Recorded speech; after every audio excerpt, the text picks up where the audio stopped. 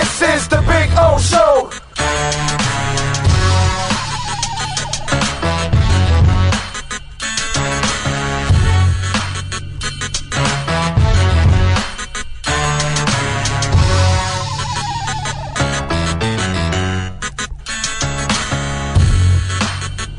This is the Big O Show. This is the Big O Show.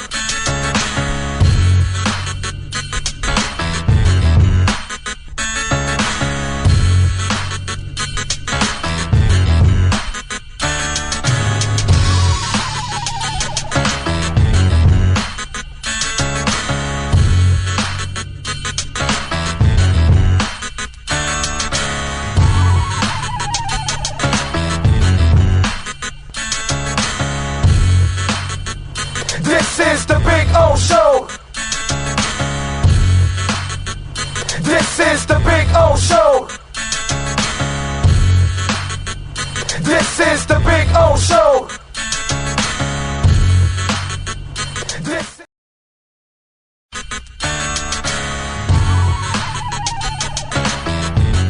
So here's the putting green. See? There you go. Got two flags. One was over there where Cutter's Edge Pro. It's not coming out now. Come on. Come on, wind. Give me a little wind. No, unfortunately. But there you go. And this one says Big O here. There you go. So there's my putting green. It's about, I would say about 25 feet, something like that. I get to practice, have a little fun. See? And then, of course, we got, the bunkers. Got to have the bunkers, man. Got all kinds of bunkers there. You know what I'm saying? So that's a taste of our backyard. There's Maiden right there. Maiden. Bono, how you doing, Bono? Bono. Bono. He's a Carolina dog, by the way. These dogs are amazing. Their temperaments are awesome. But there is the Sylvester Palm, which is just beautiful. All right, call my guys, Will and Mike at Cutter's Edge Pro. They will take care of you. Dogs are not included, okay? Can't include the dogs. Those are mine. But the exceptional work, oh, baby. Oh, baby. Yes. Make your home an oasis. CuttersEdgePro.com. Go to their Instagram page, by the way, so you can see a lot of the before and after work that they do. And it is exceptional, baby. This thing's been on here for about 9 months. No grass growing through it or anything like that. Right, Bono? Huh? Bono!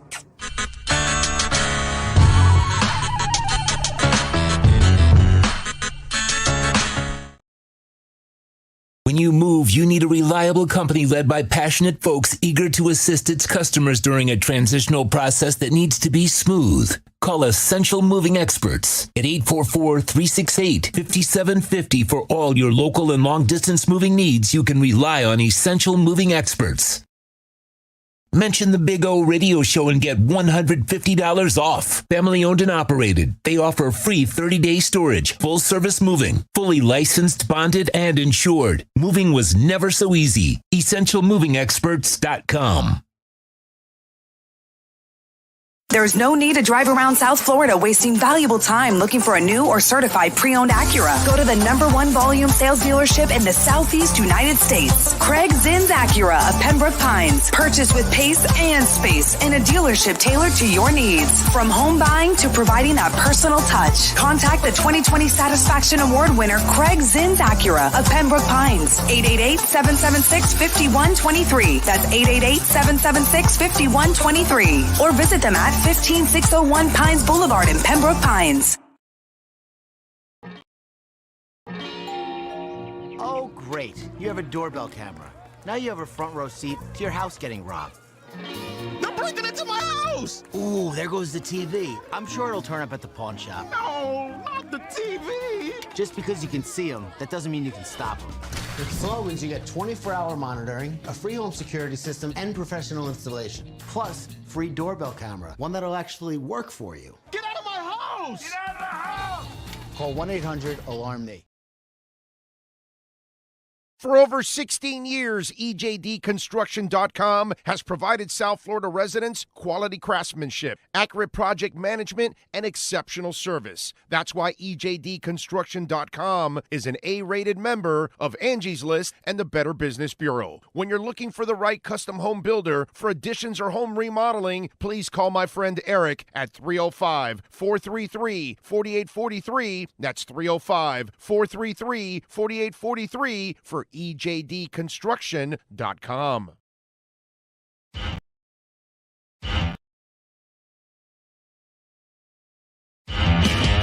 Welton Rayom has more than 62 years of litigation experience handling insurance disputes. They're committed to resolving even the toughest insurance claims quickly. Call them for a free consultation. 954-966-4646. At Welton Rayom, they don't get paid unless you win. Property damage claims to your home, business, or condo as a result of a hurricane. Welton Rayom can help. Water, mold, fire, smoke damage, Welton Rayom can help. Call 954-966-4646.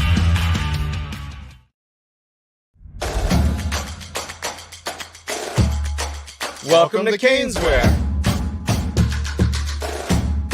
New store, new items, same great experience. Family owned and operated since 2010, Caneswear has the latest merchandise from the Miami Hurricanes, Miami Dolphins, Florida Panthers, Inter Miami CF, and more. Come visit us at our store in Davie on University Drive, just south of 595, or online at caneswear.com. Caneswear, the spot Miami fans shop.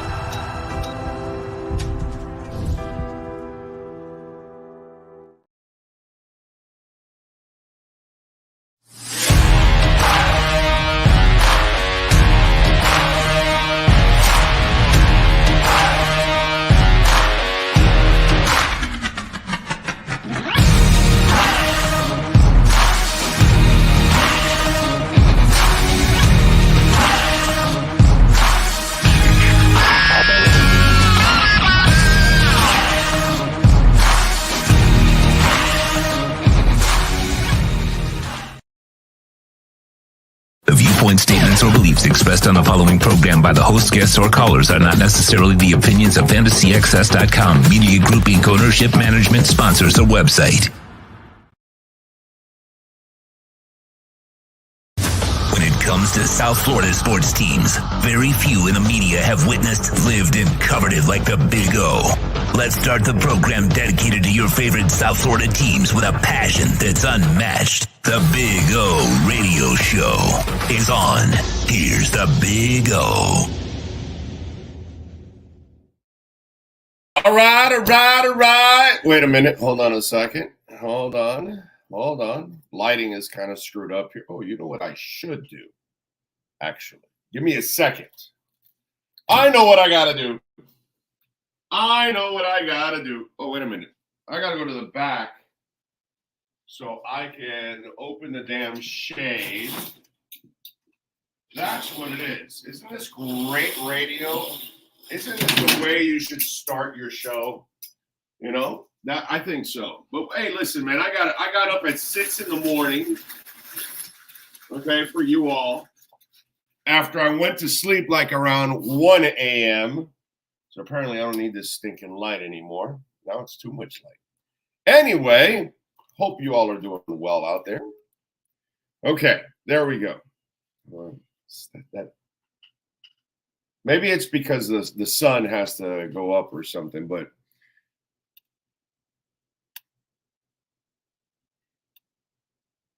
I got like a blue rainbow in my show. All right, I like it. It must be that crypto market exploding. Ooh, doggy. Tell you, on a day where you don't get as much sleep as you need, as you require, it's good to wake up that the crypto market is exploding and everything is good in the world. Oh, that is awesome. Anyway, got Cardano up like a ton, 20% right now. Love it. Ethereum up 4%, Atlas up 4.5%, ADA up 20%. That's Cardano, of course. Polygon up 7%. Cosmos up 5.5%. VeChain up 5.5%. HBAR up 4.5%. Polkadot up 9.5%. Chainlink up 12%. Chainlink's getting to $17. Avalanche is approaching $28, up 6%. I know Brooklyn Rob somewhere is really happy about that. Woo! Man. We told you. Anyway, hope you all are well. We're going to be joined by Cam Wolf in just a few minutes. He's going to join. We got him bunched up a little earlier today. Well, Cam's actually going to a movie, and so at 10:30. So we're going to get him on earlier and have some fun. We got the Dolphins getting ready for the Titans. Got some stuff to talk about there. I didn't really watch last night. I could have if I wanted to on the plane, but I had no interest in watching the Patriots and the Steelers. Watch the highlights and some of the crap. And there is some news out of there, so we'll get to that. Heat and Cavs, Panthers and Penguins in action tonight. Obviously, we've got the Sean McDermott story, which is absolutely nutty. Manny Diaz is in the ACC now. That's right. The former Miami Hurricanes coach is Duke's coach now. I want to know, are they duplicating Lionel Messi? Because they keep adding games. Boy, there's going to be a lot of people spending a lot of money on Lionel Messi tickets, and they're going to be disappointed as hell. So we got that, music, entertainment, like we always mix in. Got all kinds of stuff. So it's a beautiful thing. What else do we have here? Let me go on the roll call. Let's do a little roll call before Cam gets in. Joseph is number 1 today. Angelo De Jesus in Albuquerque is number 2. Thanks for your top 10 altcoins yesterday. You demand. Appreciate you, man. Almost all those top 10s are up today. So, not for nothing, but I hope a lot of you out there are able to get on this bandwagon. And if you were on the bandwagon with me, because the real lows were a few months back, right? Still lows now, because things are going to still go 10, 20, 100 times. So it's not too late. You know what I'm saying? That's the problem. Don't be hesitant. I understand when you're hesitant early on because you don't know anything about it and you're intimidated and all that good stuff. But then once it's happening, don't think it's also too late. And then you miss the train completely. And that's not what you want to do. Omar Geiner says, happy Friday, Big O and Sean. Can't wait for our first division win since 2008. First playoff win since 2000. And, of course, Super Bowl win. Can't wait, man. We'll be back right in Vegas for that. So that'll be awesome. Let's see what else. John Padilla, Jonathan Cago, Frankie Fresco, Gordon Shumway, Stephen Gonzalez, Lord Warden, Steve Chapman, One-Eyed Jack. That's right. Smash that like button. Smash it, baby. Emilio Hernandez, Dimelo, Horn Dog. Nyborg says, good morning, everybody. Belichick took a step away from getting Caleb last night. Well, he's not going to be there. So it doesn't matter what quarterback the Patriots get. You got to understand that. He will be fired. Okay? They will part ways. Whatever. Ron on the all-night telethon. Big O, my dream is Week 18 scenario where we clinch the number 1 seed while simultaneously knocking the Bills out one time, baby. That, let me tell you, is the greatest scenario to end the season for the Dolphins. You're in, and then you put the nail in the coffin and you send the Bills home. And more importantly, you're the one that now takes over as the lead dog in the division. That's kind of the message sent if you're able to do that. Okay? Who's hotter, the Dolphins or crypto? I'm going to have to go crypto. Dolphins second to crypto. Okay? You should have said who's hotter, Tyreek or crypto. That would have been a little bit more, a little closer. I still go crypto. Of course, because just watch the market, baby. Just watch our bags grow. I forgot I'm in a hotel. Let's unleash the wolf pack. Cameron Wolf. We unleash the wolf pack as we get the latest in the NFL and the Miami Dolphins with our KSDT CPA Pro Football Report with NFL Network insider Cameron Wolf. KSDT is one of South Florida's largest and one of the country's fastest growing accounting firms. KSDT CPA is a full-service firm that also excels in crypto.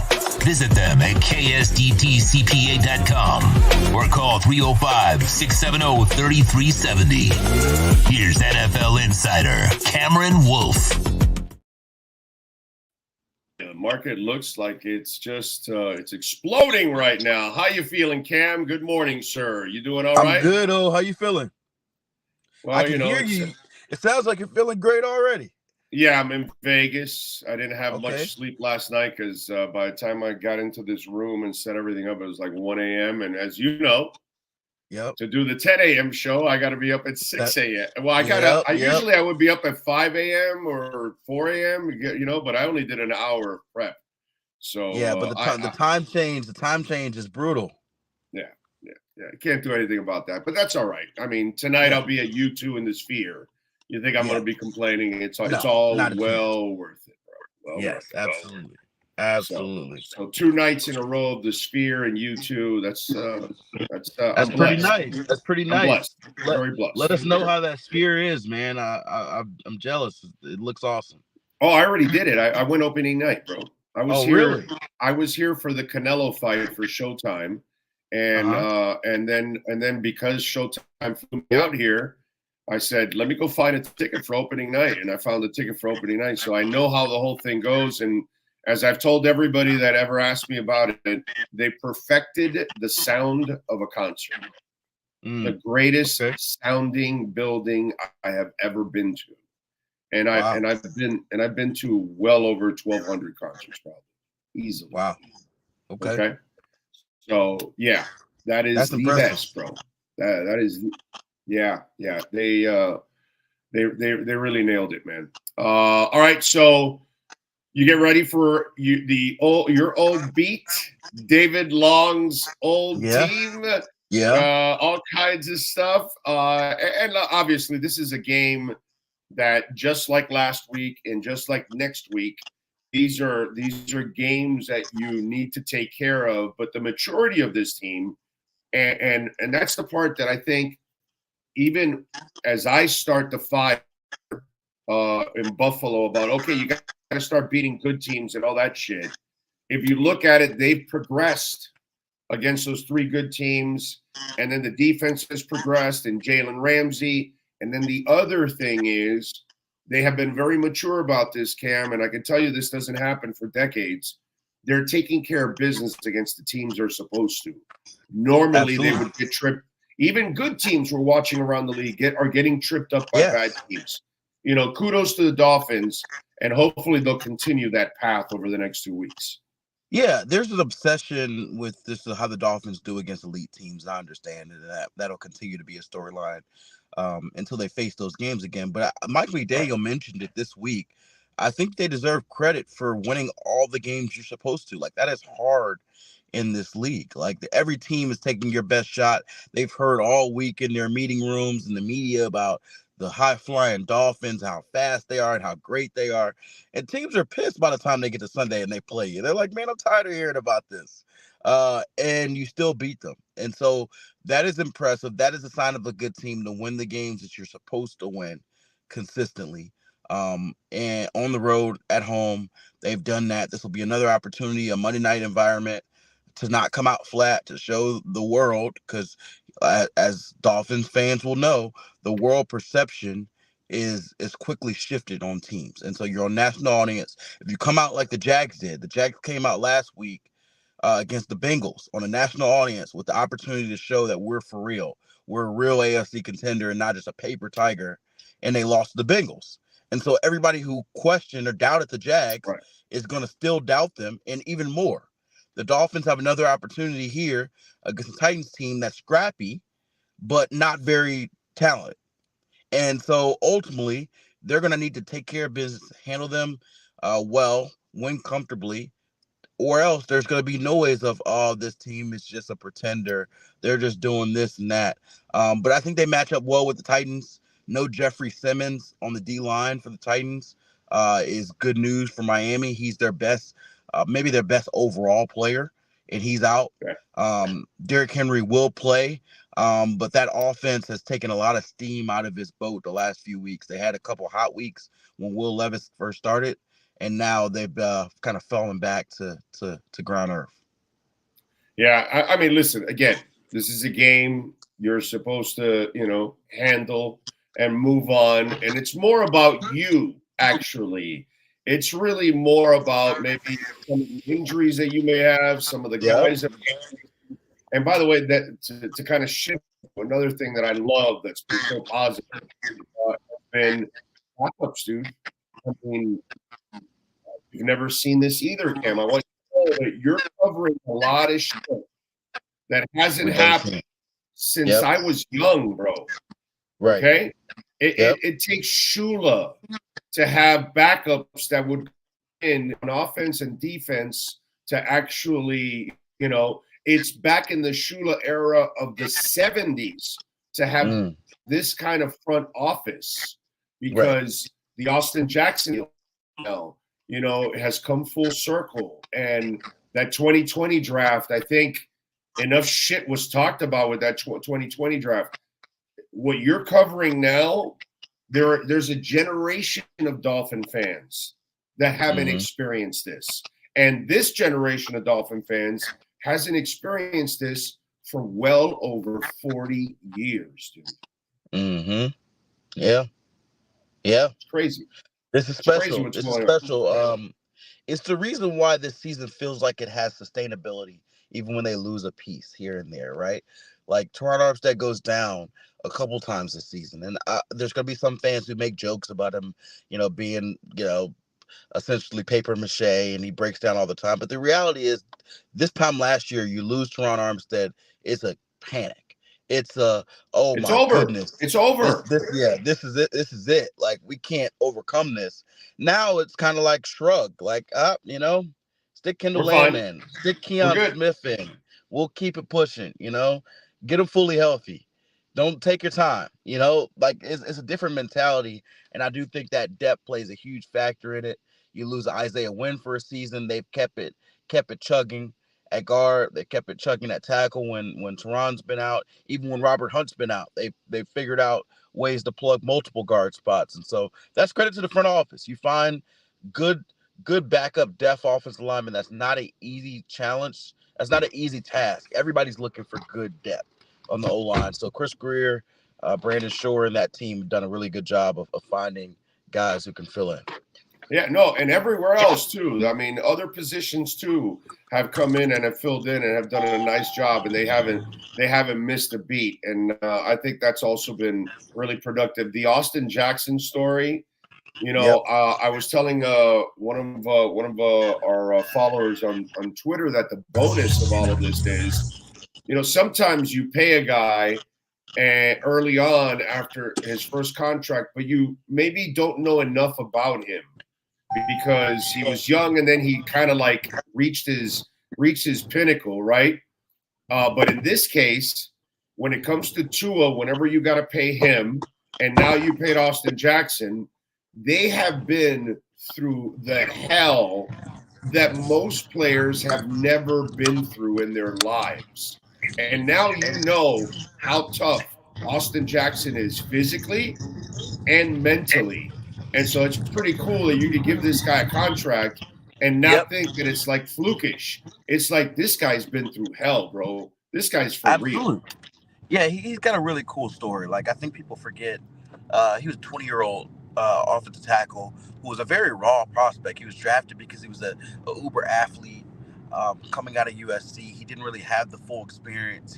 His body frame wasn't fully up to space. He had just come off an offseason where he gave his sister bone marrow to save her life. And so he lost a bunch of weight. And then he gets thrown into a fire of a 2020 season where the team is awful. And there's not really a lot of room for him to grow. And so his first 2 years, like Tua's first 2 years, were relatively rocky, at least from the public landscape, right? So he dealt with that. Then he gets injured last year, misses pretty much the whole season. And everybody called him a bust. I mean, the reality is the Dolphins essentially called him a bust by not picking up his. You just haven't shown us enough at this point for us to see it. And what did he do? He didn't pout.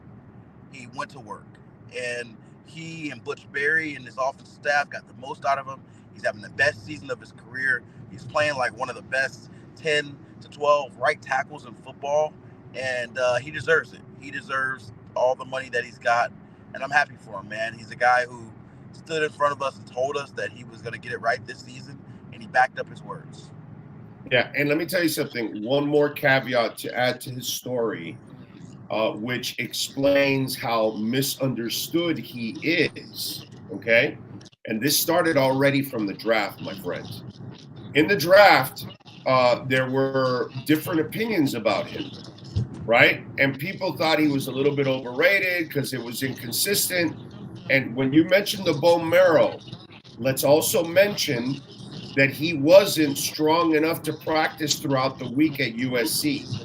He actually just played every week at USC after the bone marrow and still lasted the whole season for, which again shows you how tough this guy is, dude. Right. Yes, right. Bro. And then you get into a situation where, so all of a sudden you're already being questioned as a draft pick, but he's 20. He had bone marrow surgery. He was weakened. Like, but you don't take that into account. And then Pepe Le Pew takes over and the poor man's not ready to coach him. And then that doesn't set him up for success. You know what I mean? And so This story is fantastic. By the way, the Eichenberg story that's developing could be another fantastic story that the front office knew what they were doing. It's just the structure around the young men wasn't there to develop them. And sometimes it takes time. The reality is offensive linemen sometimes takes time. I know we're very much a microwave society, and if they're not good by year one, dump them. You messed up, get rid of them.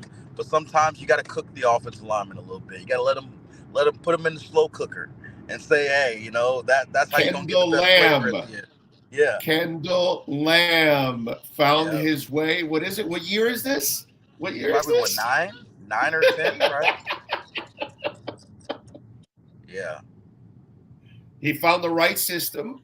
He found the right coaches. He might have been in the wrong system with the wrong people his entire career, dude.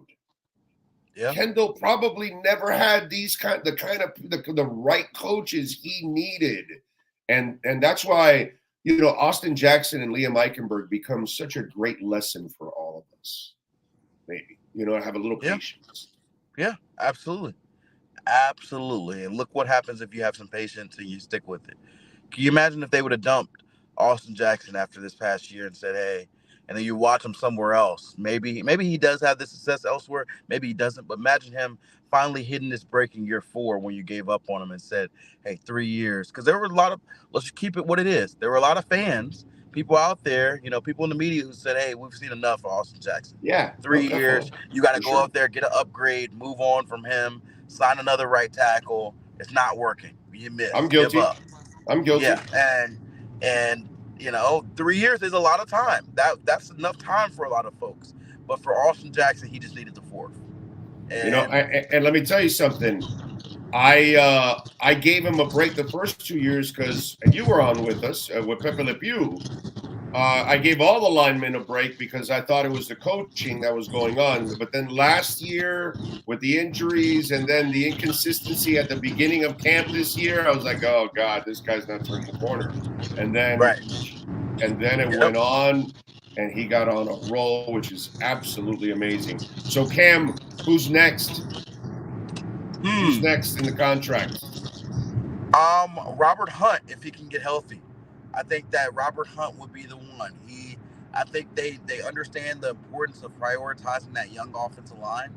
I don't know if we see Christian Wilkins done in season. I think that's going to be an off-season one. Zach Sealer already got his, and so my thought is that you go on back on the offensive line and you take care of Robert Hunt. I think Connor Williams is probably going to be another off-season decision. But if you do your young drafted players, you started with Austin Jackson. I think next up is Robert Hunt. You go ahead and take care of him, make him a well-paid right guard, and keep that right side of your line solidified for at least the next three years. So you mean to tell me that in one draft, the Miami Dolphins found their quarterback, their right tackle, which is a left tackle in this offense, and the right guard, which is the left guard in this offense? Actually, the most important guards, the most important tackle, and the most important position, they found that all in one draft, 2020. They did. It ended up being a heck of a draft, huh? No, it ended up becoming a legendary draft. Right. If you're just not a good draft, a legendary draft. Okay. Right. I mean, that's pretty nasty, bro. That's pretty nasty. Okay. One last thing. Is Keon Smith or Lamb going to play, and can we put Teron Armstead on ice for a couple of weeks? I don't need his ass until Baltimore, bro. Yeah, I really don't. I think that you probably see TA. You know, TA is it's always a tough call for him because he, throughout his career, has made a knack of fighting through these injuries. Like, it hasn't been a single season of his career where he's been like 100%. He's like, his DNA is, I fight through stuff I probably shouldn't fight through. And so this is another situation where he probably should sit a week or two, but it's not enough that you need to put him on IR. And so Mike McDaniel's gonna have to fight with him because it's like, yes, 1 or 2 more weeks will get him to where he's 100%, but for how long? You know, maybe a week or two later he gets something else. And so is it better to just have him play through it all and just take it as it is, or try to at least get as much 100% healthy as you can before the next ailment comes up?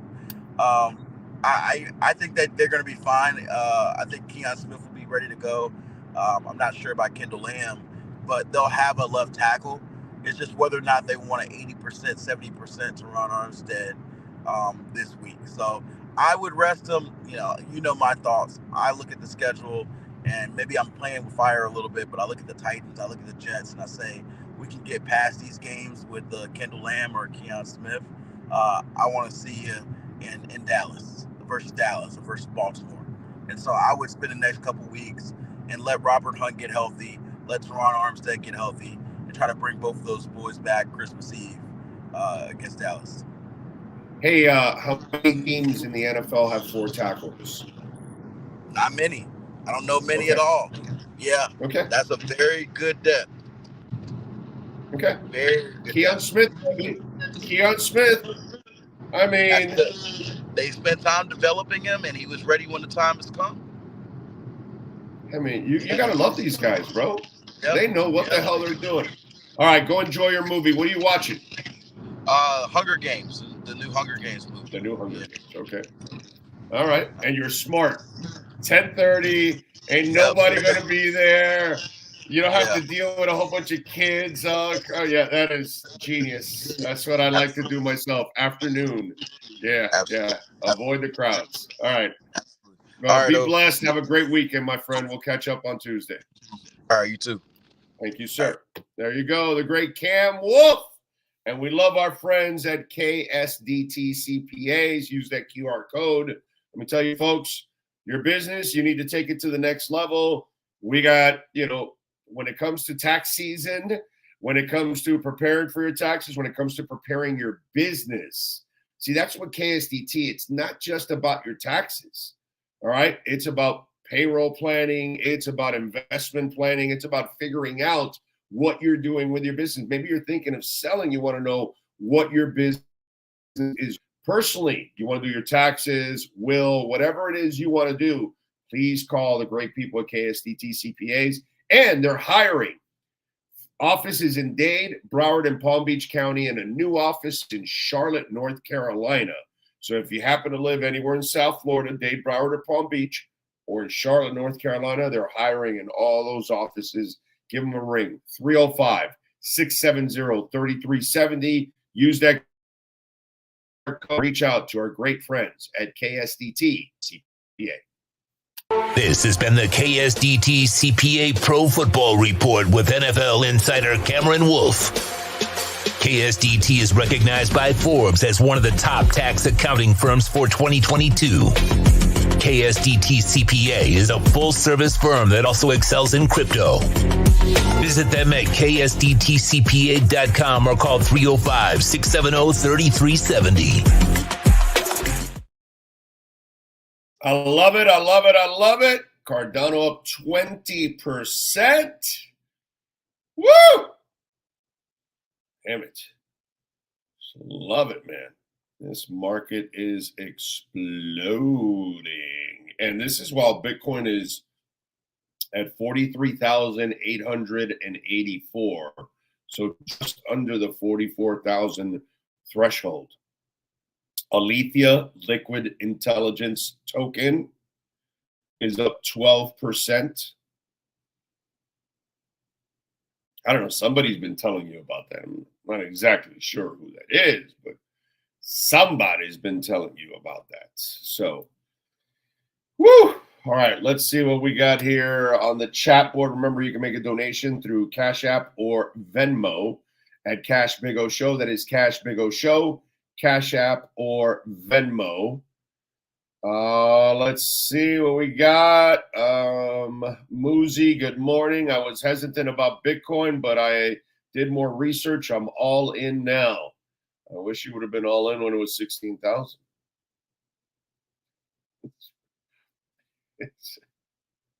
You didn't trust me, huh?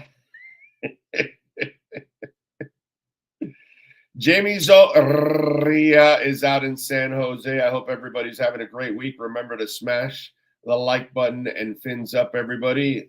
Hunter Butler. Oh, you got to turn the camera to in front of the window. Well, I don't know, but while the interview was going on, I kind of turned it a little bit, and I got that blue glare, that blue rainbow out of the way. It's freaking cold morning here. It's cool here in Vegas too. Put on a jacket, no big deal. Maybe it's time for the Bat Big O shades. What happened to Ian Rappaport? Bro, how long have you been missing? Good morning, everybody. Cardano made a nice run. Alexis Palenzuela. Travis. Josh Greenwell, El Hibaro, Josh Greenwell. Titan secondary is in for a rough Monday night. Yes, they are. Adam Pinkser. The Pacers are celebrating the NBA in-season tournament like it's a Super Bowl. Yeah. It's so silly. But that's what the tournament was made for. The teams that are not going to win anything anyway in the real playoffs. So, whatever. Brian Landis, Timothy Eason, Finn's Rule, Walter Olivares, Papa, Troy Ortiz, Duck Dog. If Tyreek gets to 2016 games, does he get the MVP? I don't know. Mila says, feeling it today, boy. Yes, sir. I'm actually glad the Steelers lost. I can't believe the Pats are still helping us. There's no helping us, dude. Dolphins just got to win and take care of business. They don't need help from anybody at all. Just take care of business. Whoever you play, beat their ass. Beat them at home, beat them on the road, start winning. And that's it. Win down the stretch. Jermaine, Chad, Giovanni, Richard Crasco, thank you for the love of the super chat, sir. Big O, I'm in New York and have a hard time buying Bitcoin through numerous exchanges because of local regulations. I know New York sucks. Democrats, bro. Democrats are just absolute clowns when it comes to crypto. They are doing everything to stop Americans. And please stop with your stupid little politics. I don't care about Democrats. I don't care about Republicans. I don't care about MAGA. I don't care about any of your silly crap.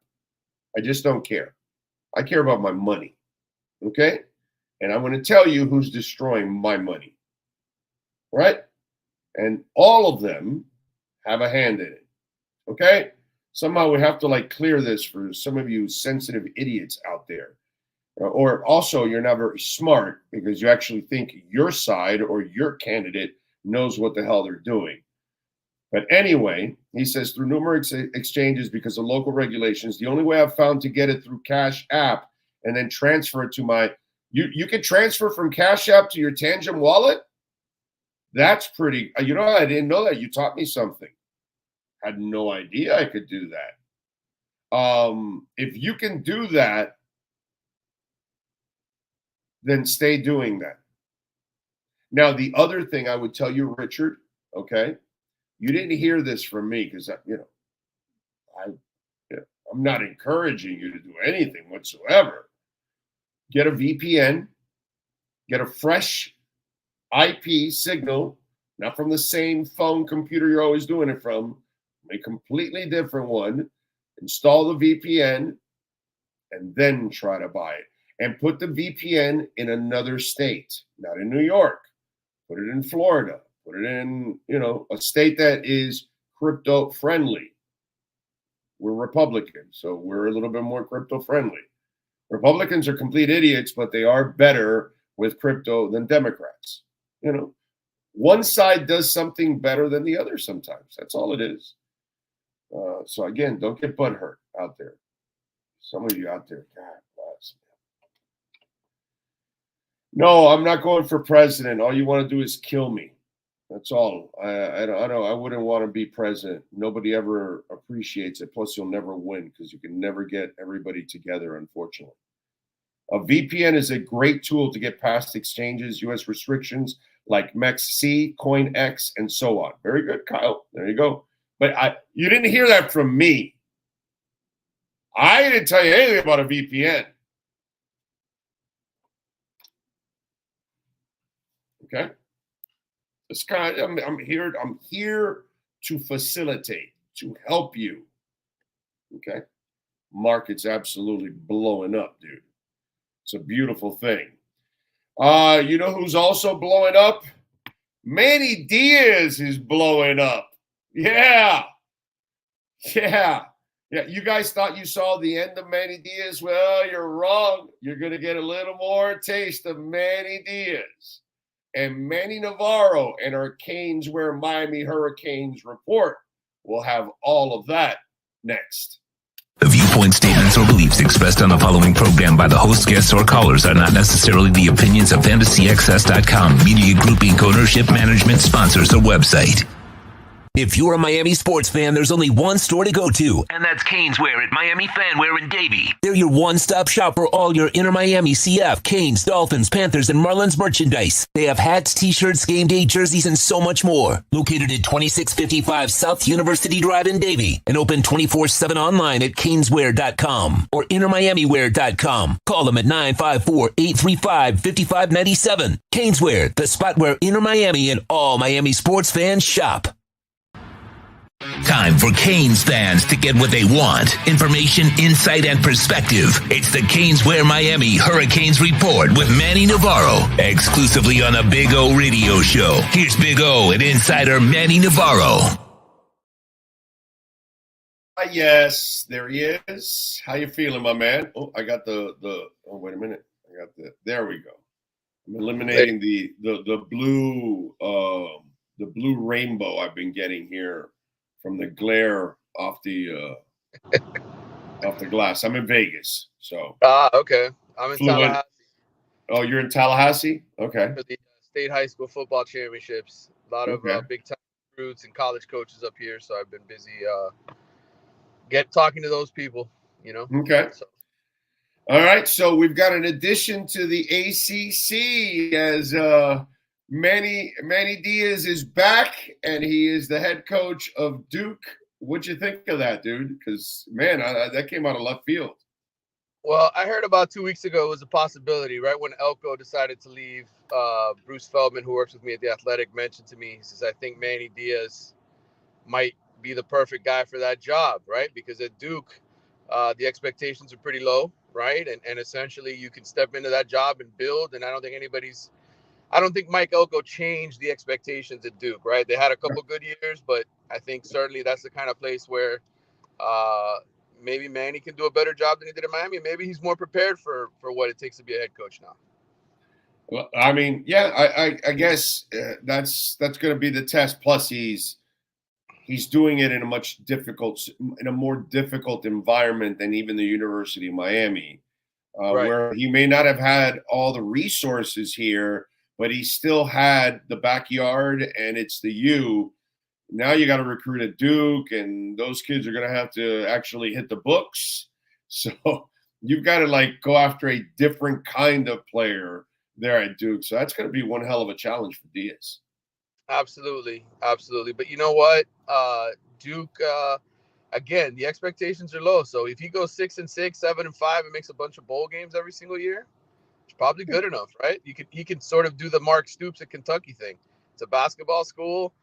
Expectations are low, and I like that. Yeah. I like that. And one thing I will say about Diaz, I don't know if he'll be able to do it here, but he was always pretty good at working the transfer portal. Yeah, that's one of the things that kind of saved his ass when he was here. He got some pretty good players off the transfer portal. Far be it from me to give Manny Diaz any credit anywhere, but I will for portal, and that's I don't know how is Duke's NIL game. I don't know. You tell me. Well, yeah, it's a good question. I mean, look, I think obviously in basketball they have to be competitive, right? They still get some really good basketball players to come there, so I'm sure he'd be able to use it maybe on a quarterback or a D tackle or something of that nature. I'm sure that they're not flush with cash the way that some other programs are, but I could see Duke. Look, Mike Elko went in there and they were pretty good. 8 wins, 7 wins, back-to-back seasons. I could see Manny doing the same kind of thing in a place like that. So he'll be able to attract guys to come and play there. I think he's going to be able to attract transfers. It's funny. We were kind of commenting about this yesterday. Manny gets the job at Duke. What's to stop him from calling Tyler Van Dyke, his former quarterback, to come over and take over there, right?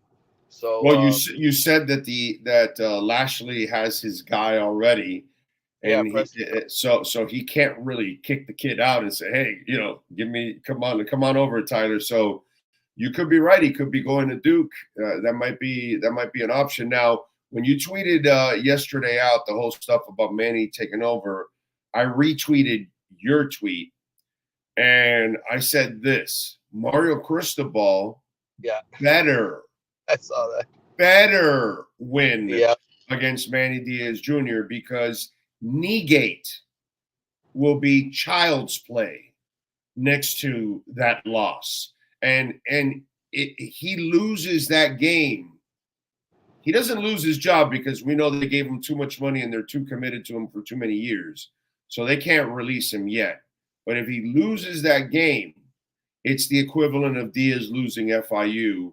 You're done with the fan base. You will not, for you to gain respect from the fan base, it's going to take some really special stuff after that, because that would be the low point of all low points if Cristobal loses that game. 1,000%, especially if he picks up Tyler Van Dyke in the portal, right? I mean, it'd be a double whammy for the football program and the fan base for people to deal with that. So, look, I personally think Miami's going to be a much better football team next year. I was looking at the schedule for this year, and I get it. The rosters have a lot of work to be done on both sides of the roster, but I mean, Florida is down. USF is coming off a 6-6 season. A lot of the teams on Miami's schedule for next year are coming off of 6-6 years. Florida State and Louisville are the two best opponents really on paper right now, and those teams are also losing a lot off of this year's roster. So I think Miami in year 3 under Mario Cristobal, this could be a 10-win season if they get the transfer portal quarterback that they want. I think you have a really good foundation with some of those freshmen that played this year, and I think they're going to look. The recruiting So class. you're basing it on pure talent winning. See, that's my problem, Manny. Here's where you and I get a fork in the road, because if I don't trust the coach can fuck everything up. Oh, 100%. And so it doesn't matter to me if you have the talent. If you don't know how to coach them, you're going to underachieve in a couple of games. And instead of you're talented enough to win 10 games, but your coaching made you only win 8 of them. And so that's my problem with Mario. I'm at a point now where I'm kind of questioning him as a game day coach. I know he excels at everything else. I love him everywhere else. Where I'm really disappointed with him is on game day. And so I don't know if I could count on 10 wins.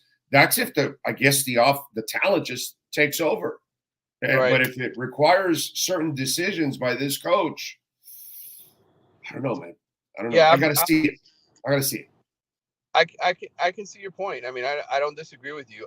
But I guess I'm sort of counting on the talent being here. I think they are going to have an upgrade in talent between what they do in the portal and what they do with the recruiting class and with kids growing up. Some of the guys that he recruited in this last cycle, I think it's there for them to take a step up in year 3. And I think that's the way I always sort of looked at it. I always looked at it at some point in year 3, year 4, Mario's going to have a really talented team that could maybe overcome some of those coaching deficiencies. And I do think he does have they didn't this year. And that what is it, 7 wins they had this year, correct? 7? Yeah, 7. 7. They should have won 8 or 9 easily. Yeah, 8 if he takes a knee. And then the NC State game, you could put on Tyler Van Dyke with all those interceptions. I mean, look, you can sit here and nitpick and just say they didn't get the job done. That's the bottom line. They should have been better. No, they didn't. Yeah. I just think from a talent perspective, I look at them on paper and just talking to people in college football world, I just get the sense that they're going to be a talented enough team to win 10 games. Now, will they get there because of coaching? That remains to be seen. Okay. We'll wrap it up with this. Any changes coming on the coaching staff, and what's the latest on the recruiting side? Well, the recruiting side, they're trying to flip some guys. I watched Jeremiah Smith, the number 1 receiver in the country, the number 1 recruit in the country, play yesterday. I know Miami is still pursuing him. He's visiting Florida State this weekend. He's taking an official visit here. Brian Hartline was in the stadium yesterday. He's committed to Ohio State, obviously, so Brian Hartline was here playing defense. And so we'll see what happens with Jeremiah down the stretch. But look, he's got a lot of kids that he grew up with that are going to Miami, that played a part of those Miami Gardens Ravens, that are trying to convince him to flip and stay home. So we will see what happens with that December 20th. There's other guys that they're on the verge of trying to flip from other schools. It's just a matter of NIL, parent approval, that kind of stuff. So I think I wouldn't be surprised to see another 1 or 2 commitments here before signing day on the 20th, and then everything else is the transfer portal. Will they get a quarterback? Cam Ward, I think, is the main choice for Miami. I think, from my understanding, he's graduating, I think, tomorrow from Washington State. He's going through a ceremony, so maybe early next week he may be visiting campus for Miami, and then we'll see from there what happens with the quarterback. That's the big thing they got to nail down. Jeremiah Smith brought that up yesterday. Who's playing quarterback, right? Yeah. So I think for Miami, for Ohio State and Florida State, all 3 of those teams, they're trying to get transfer quarterbacks. I know DJ Uiagalelei is probably the guy Florida State's going to end up with, and then I think Ohio State's trying to get in on the Cam Ward sweepstakes as well. So we'll see what happens. We'll see a lot of things going on. As far as the coaching, I don't expect many changes on the coaching staff. I think for the most part, it'll be the same group coming back, maybe 1 or 2 assistants, you kind of switch in and out. But I think for the most part, you're going to see some consistency there. All right, good stuff. What do you got going on in the Athletics so folks can check you out, my friend? I just wrote a big feature on Jeremiah Smith, the number 1 player in the country, as I mentioned. Talked to a bunch of people who have gone up against him head-to-head, why he's such a special talent. Came out with our freshman All-American team. Max Olson and I put that out yesterday as well. There's a podcast for people to listen to. There's tons of stuff, and I'm here this weekend in Tallahassee. I'm going to be reporting, following some of the 2025 guys that everybody will be interested in as soon as the signing day is over on the 20th. All right, and don't forget, use our code BIG010 when you go to caneswear.com or you go in person. You'll get 10% off BIG010. Use the code. Manny, have a great weekend, my friend. Enjoy Tallahassee. You won't enjoy it half as much as I'm going to enjoy Vegas, but you can try. I'll try. I won't be here very long. I'll be leaving tonight. So you enjoy Vegas for me. That'll be a lot more fun than Tallahassee. You got it, baby. You be good out there. We'll talk on Tuesday. See you, man. Bye. Thank you, sir. There you go. Manny Navarro and our Caneswear Miami Hurricanes report.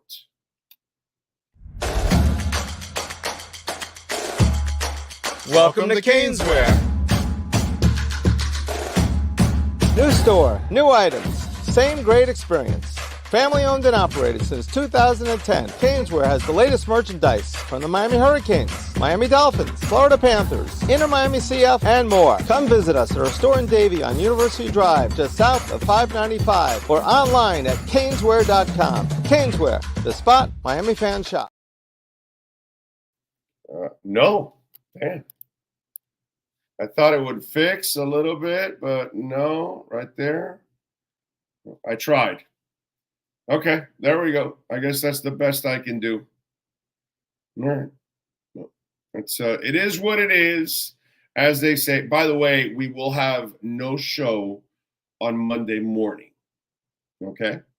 I am flying back on Sunday night, the red eye. I arrive like at 7 in the morning, and there's no way I'm doing a show. Besides, I got to do the pre and post game show at night. So that's why I usually don't do a show the day I got to do a pre and post game show. I've got one voice. You know, it's lasted 33 years, and I'd like for it to last a few more years. At least that's the plan for me and Sean. We're trying to, stretch this out for a few more years. And then, then I can chill out. So I got to take care of the voice for now. Okay. Oh, man. All right. Big O, since the Dolphins won't bring back the old logo, why not put a slightly different one on a T-shirt with a Bitcoin where the sun is? I would buy 10. I like it. It's funny. I was typing while you were mentioning it. Great minds think alike, says Kyle Cockrell.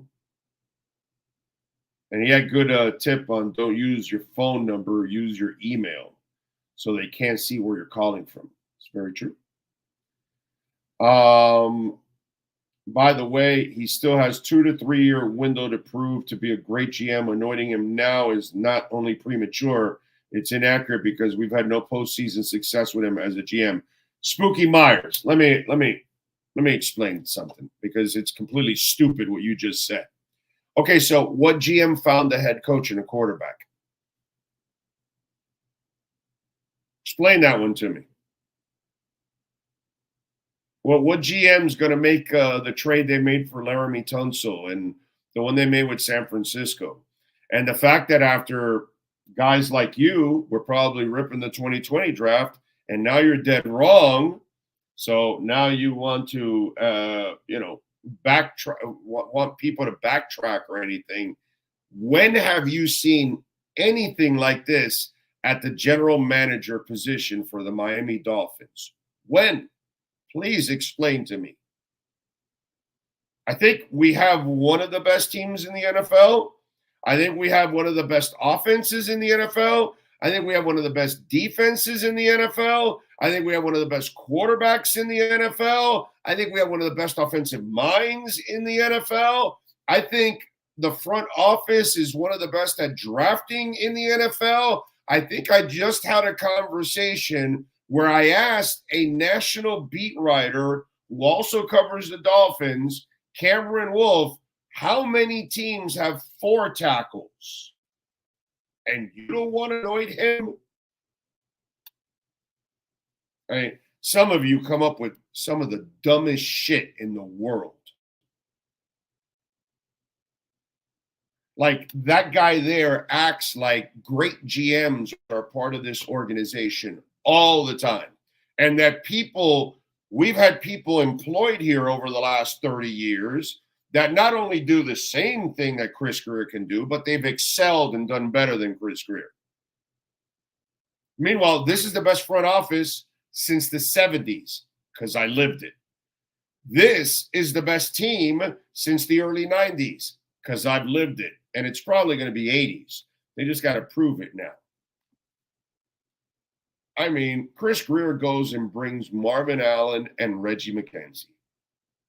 Okay, I get it. You don't know much about this, but I know a shitload about this. Those are three guys that are supposed to be GMing their own teams. Okay, Greer already is doing it, but Marvin Allen and Reggie McKenzie have no business being number 2 and number 3s to anybody.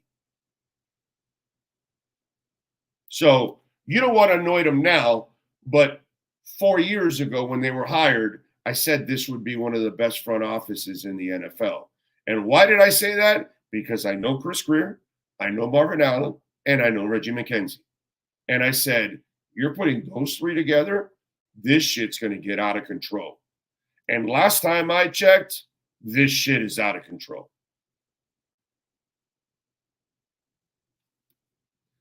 Fans, short for fanatical. And so many of you have zero clue, just like that guy.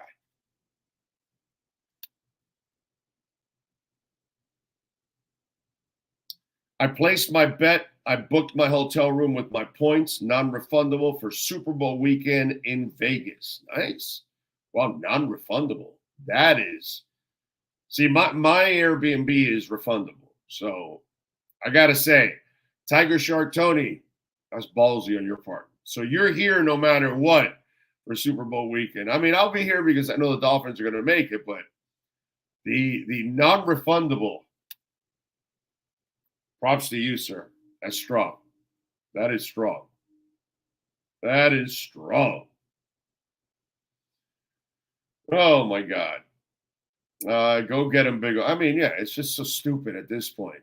You should be building like a statue for Chris Greer outside the building already at this point for everything he's doing. That it smokes every fool that's ever been here since Shula. Jimmy Johnson, who built a heck of a defense, can't even come close to Chris Greer. He's not even in the same ballpark as Chris Greer. Oh, by the way, the streak, you know that Chris Greer found his own quarterback. Jimmy didn't. Jimmy didn't want Troy Aikman. He had to be convinced, okay? He didn't want Troy Aikman so badly that he went and took Steve Walsh in the compensatory draft because Gil Brandt had to practically embarrass him in front of everybody and say, you've got to take Troy Aikman, generational talent. Greer has found all the pieces for this team to make a run. I don't know how anyone can still be negative about Greer. You know, I said this a long time ago, a while back. You're either stupid or racist. That's where I'm at with Chris Greer. You're either stupid or racist. Which one is it? Which one is it? Stupid or racist? There's no in between. Zero in between. That's the way I look at it. At this point, you're either dumb or you just have a bias that I can't help you with, dude. And I'm not going to help you with. The talent Greer has brought the last 2 years has elevated this team. Yes, they still have to go get it done. Yeah, but he can't coach him. That's now Mike McDaniel's job. Okay? It's Mike McDaniel's job on third down to get the play in on time against Buffalo. It's Mike McDaniel's job to keep running the ball against Buffalo or Green Bay. It's Mike McDaniel's job not to abandon the run on 3rd and 4th and 1. You know what I'm saying? So it's up to him now that he's in a position to win, that he's been given everything he needs to win. It's now on McDaniel. Okay? The front office, I don't know how much more you want from these guys. I'm not exactly. We've never had an offensive line here. We have an offensive line and backups. It's crazy. Sean, we need a wrestling show Monday.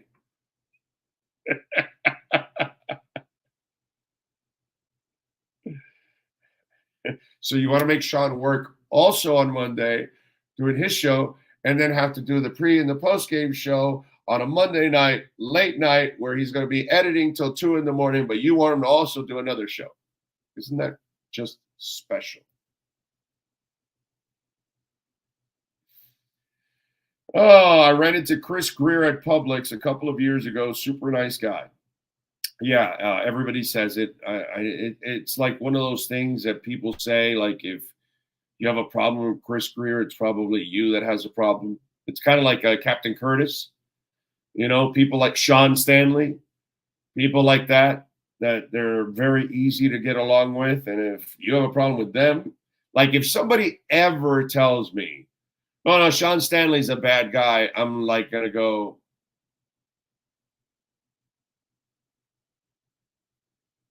you just lost all credibility with me, sir. Oh, man. Big O, as you know, the best team and roster of my lifetime. For sure. For sure.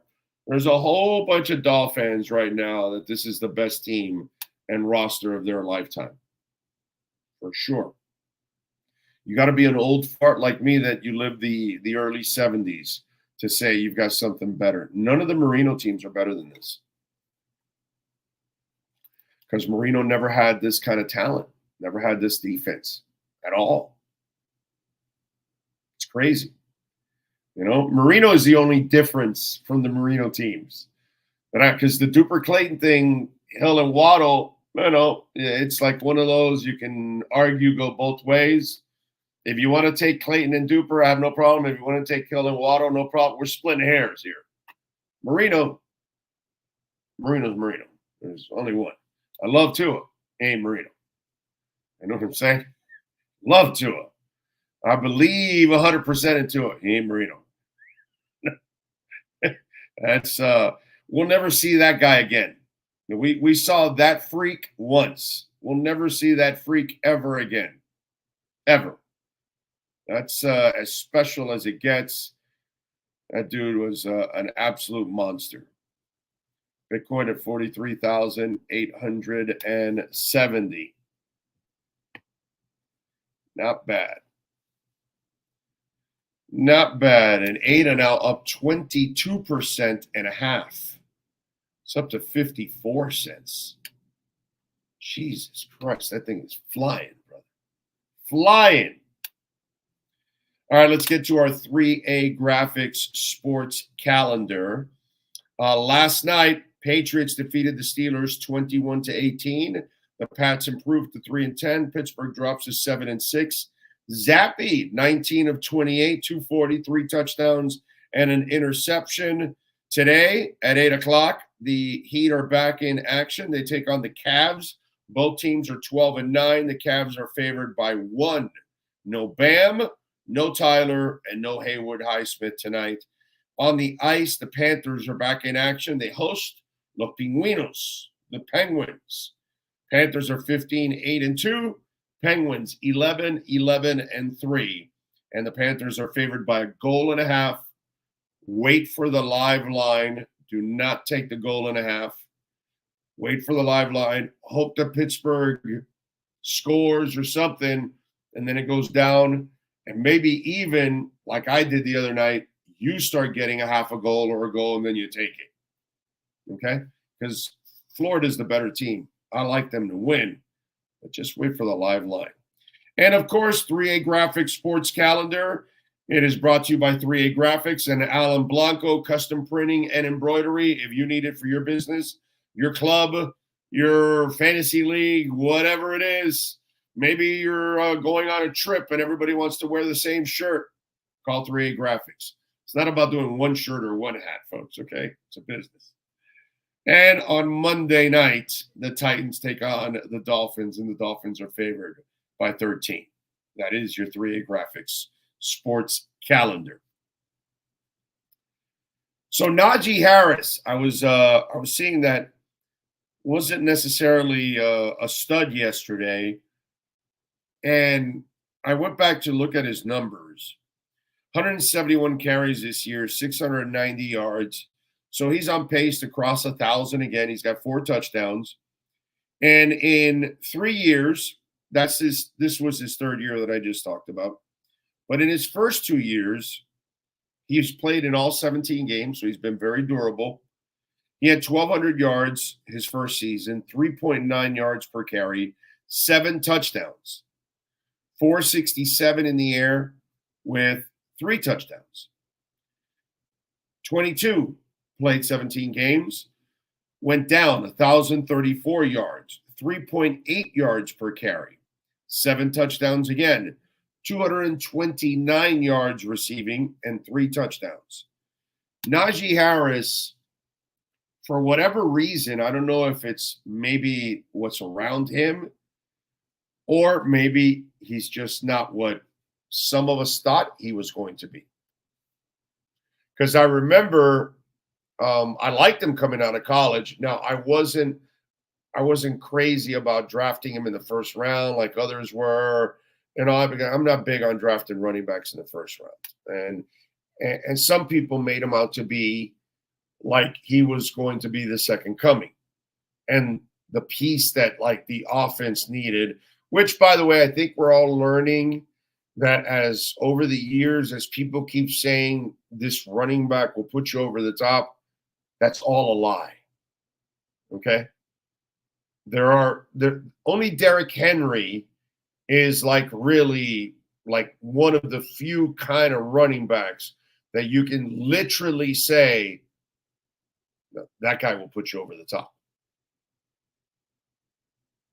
But considering all the craziness that went on for him, he really hasn't lived up to the hype. You know? All right, let's do this. It is 1 hour down. And in this hour, Safid Dean should be joining us. We'll talk a little Dolphins. And he should be joining us any second now. There he is. Popping in. Hour number 2 with Safid Dean is next.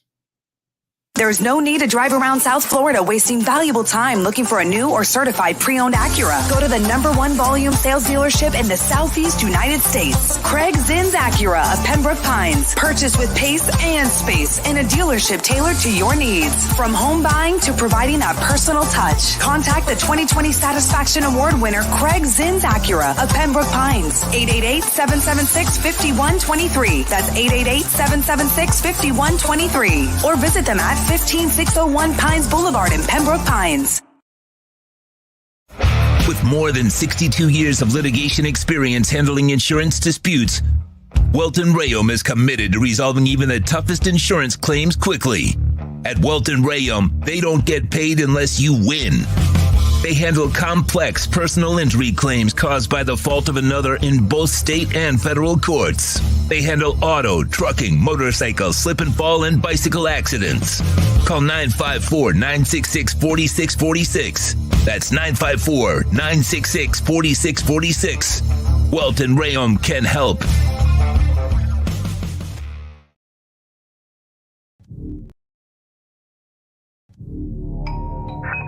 I think I know what this is.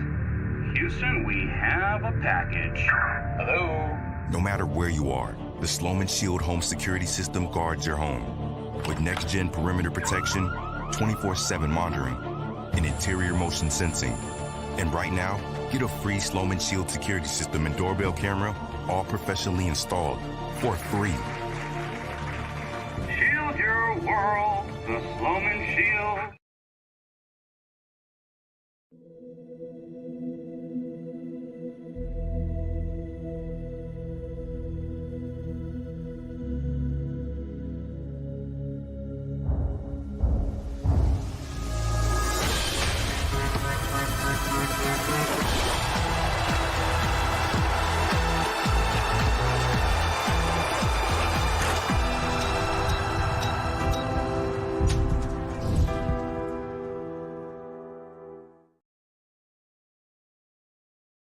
The viewpoints, statements, or beliefs expressed on the following program by the host, guests, or callers are not necessarily the opinions of FantasyXS.com, Media Group Inc., ownership, management, sponsors, or website. Let's get the latest from the Aqua and Orange with our Baptist Health of South Florida Miami Dolphins report with USA Today insider Safid Dean. From orthopedics, sports medicine, cardiovascular, and even cancer. Get the world-class healthcare your family deserves at BaptistHealth.net. Here's Safid Dean. Right, there he is, locked and loaded and ready to go. Good morning, sir. How are you doing? Good morning, Big O. How's it going, man? I'm in Vegas, so can't be too bad. When are you not in Vegas, Big O? Yeah, no, that's true, actually. Yeah, we have come to Vegas a few times lately. Yeah. Wow, so you're an early riser in Vegas this morning. Yeah, I know, especially when I went to sleep at 1 o'clock in the morning. So I'm up 5 hours later, and it's like, and I only did an hour of prep, so I didn't really do a lot of prep today. So it's not like you're a drinker, so that's probably the best part. Yeah. No, I don't really. I'm not really a party guy or anything like that. Those days, that was a long time ago, bro. That was the '80s was a long time ago. Those my party days are absolutely done. That's for damn sure. What'd you think of last night? Now, I'm sure my plane ride was a lot more entertaining than watching that shit. Oh, I didn't watch it at all, to be honest. Really? I did not watch the game at all, to be honest. I don't blame you. Yeah, my good friend Josh Tolentino covers the Eagles now. He used to cover the Dolphins in town. So Josh was in town, went out last night with a couple of guys, to do some Art Basel stuff. So I didn't watch the game at all, man. I watched the first half, and when I saw it hit the over already, I was like, okay, the fix was already in. But the thing that kind of made the most sense to me was that Trubisky is a backup who doesn't get a lot of reps.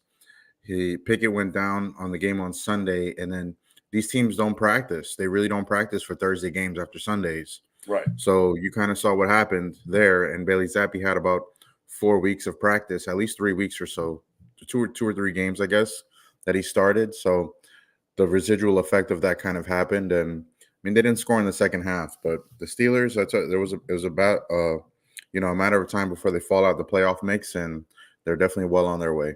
Yeah, no, definitely. I mean, it's just they've got it's just not that team. What do you think of Najee Harris?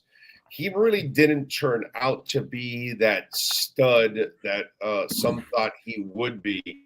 He's had a good career, but he hasn't turned into, because I was looking at his numbers before you came on, 1,200 and 1,034 the last 2 years, 3.9 and 3.8, 7 touchdowns each season, 3 by air each season, 467 the first year, 229 the second year. And this year he's at 690 with 4 touchdowns. So he's kind of on pace again to get kind of 1,000 yards and about 7 touchdowns. Did Najee just end up in a bad situation? That's why he's not really shining, or Najee not as good as we thought he could be? I think it's maybe just wear and tear a little bit, man. By the time these guys get to the NFL as running backs specifically, they've carried the ball maybe 10,000 yards already by now. You look at the carries just in college alone. I pulled it up right now. Najee Harris had more than 600 carries in college, 4 years. Think about what he did in high school, right? So look at the wear and tear that some players have. I think of a player like Sony Michel, who put in a lot of numbers in high school and then shared a backfield in Georgia. And, he recently just retired. Pretty young guy to retire, but still, when the wear and tear is on the tires, you can't get new tires as an NFL running back. Yeah. So I think that could be something to do with it.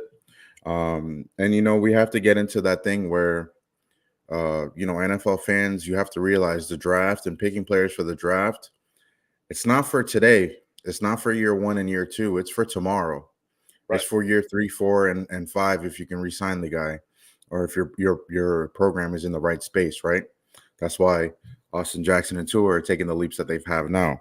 So, to segue into that, but I would say, Najee Harris probably had a lot of carries in college. Obviously, like I said, high school probably had just as many.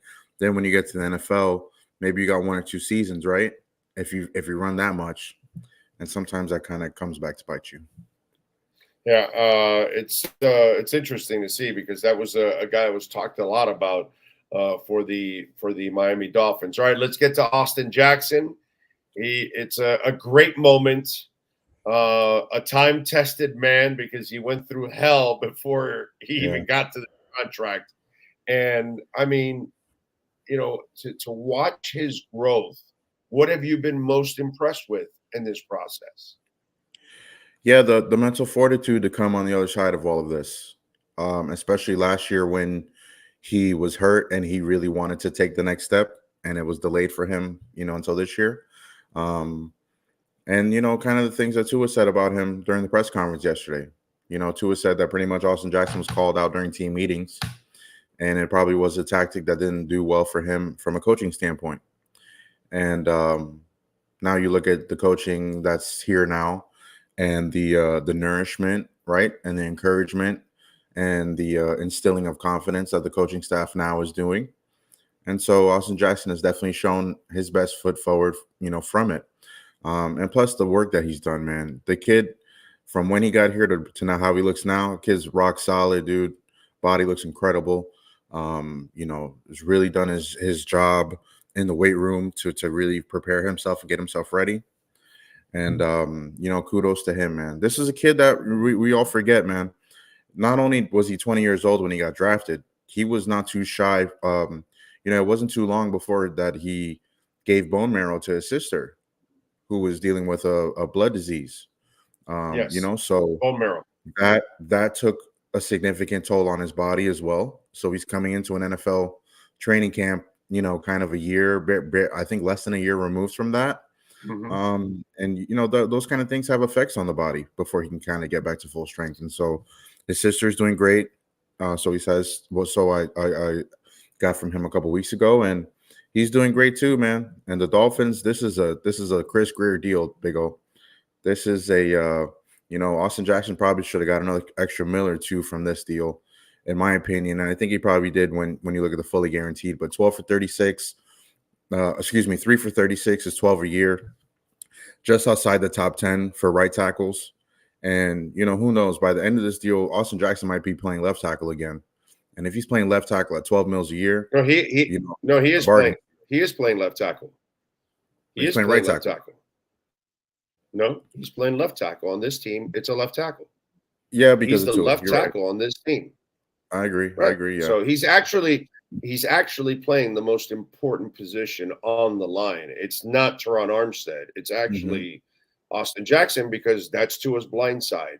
So in this team, he actually plays the most important. And you think about it, Rob Hunt and Austin Jackson in the same draft, along with Tua, you ended up getting Tua's blind side locked up, and you found your quarterback, which is just sick. Now, I want to add one caveat to this. I think we lean, even though we should lean heavily on it, and you're right, we all should lean on it, but I think we need to credit something else because one of the points you made, which is solid, but I got to add something to it, is that you said that the teaching methods of Mike McDaniel are better than what Flo and company were doing at calling out Austin Jackson. Totally true. But the other key, and you've been at this long enough, whether it's in college, whether it's in the NFL, I don't give a shit about the level.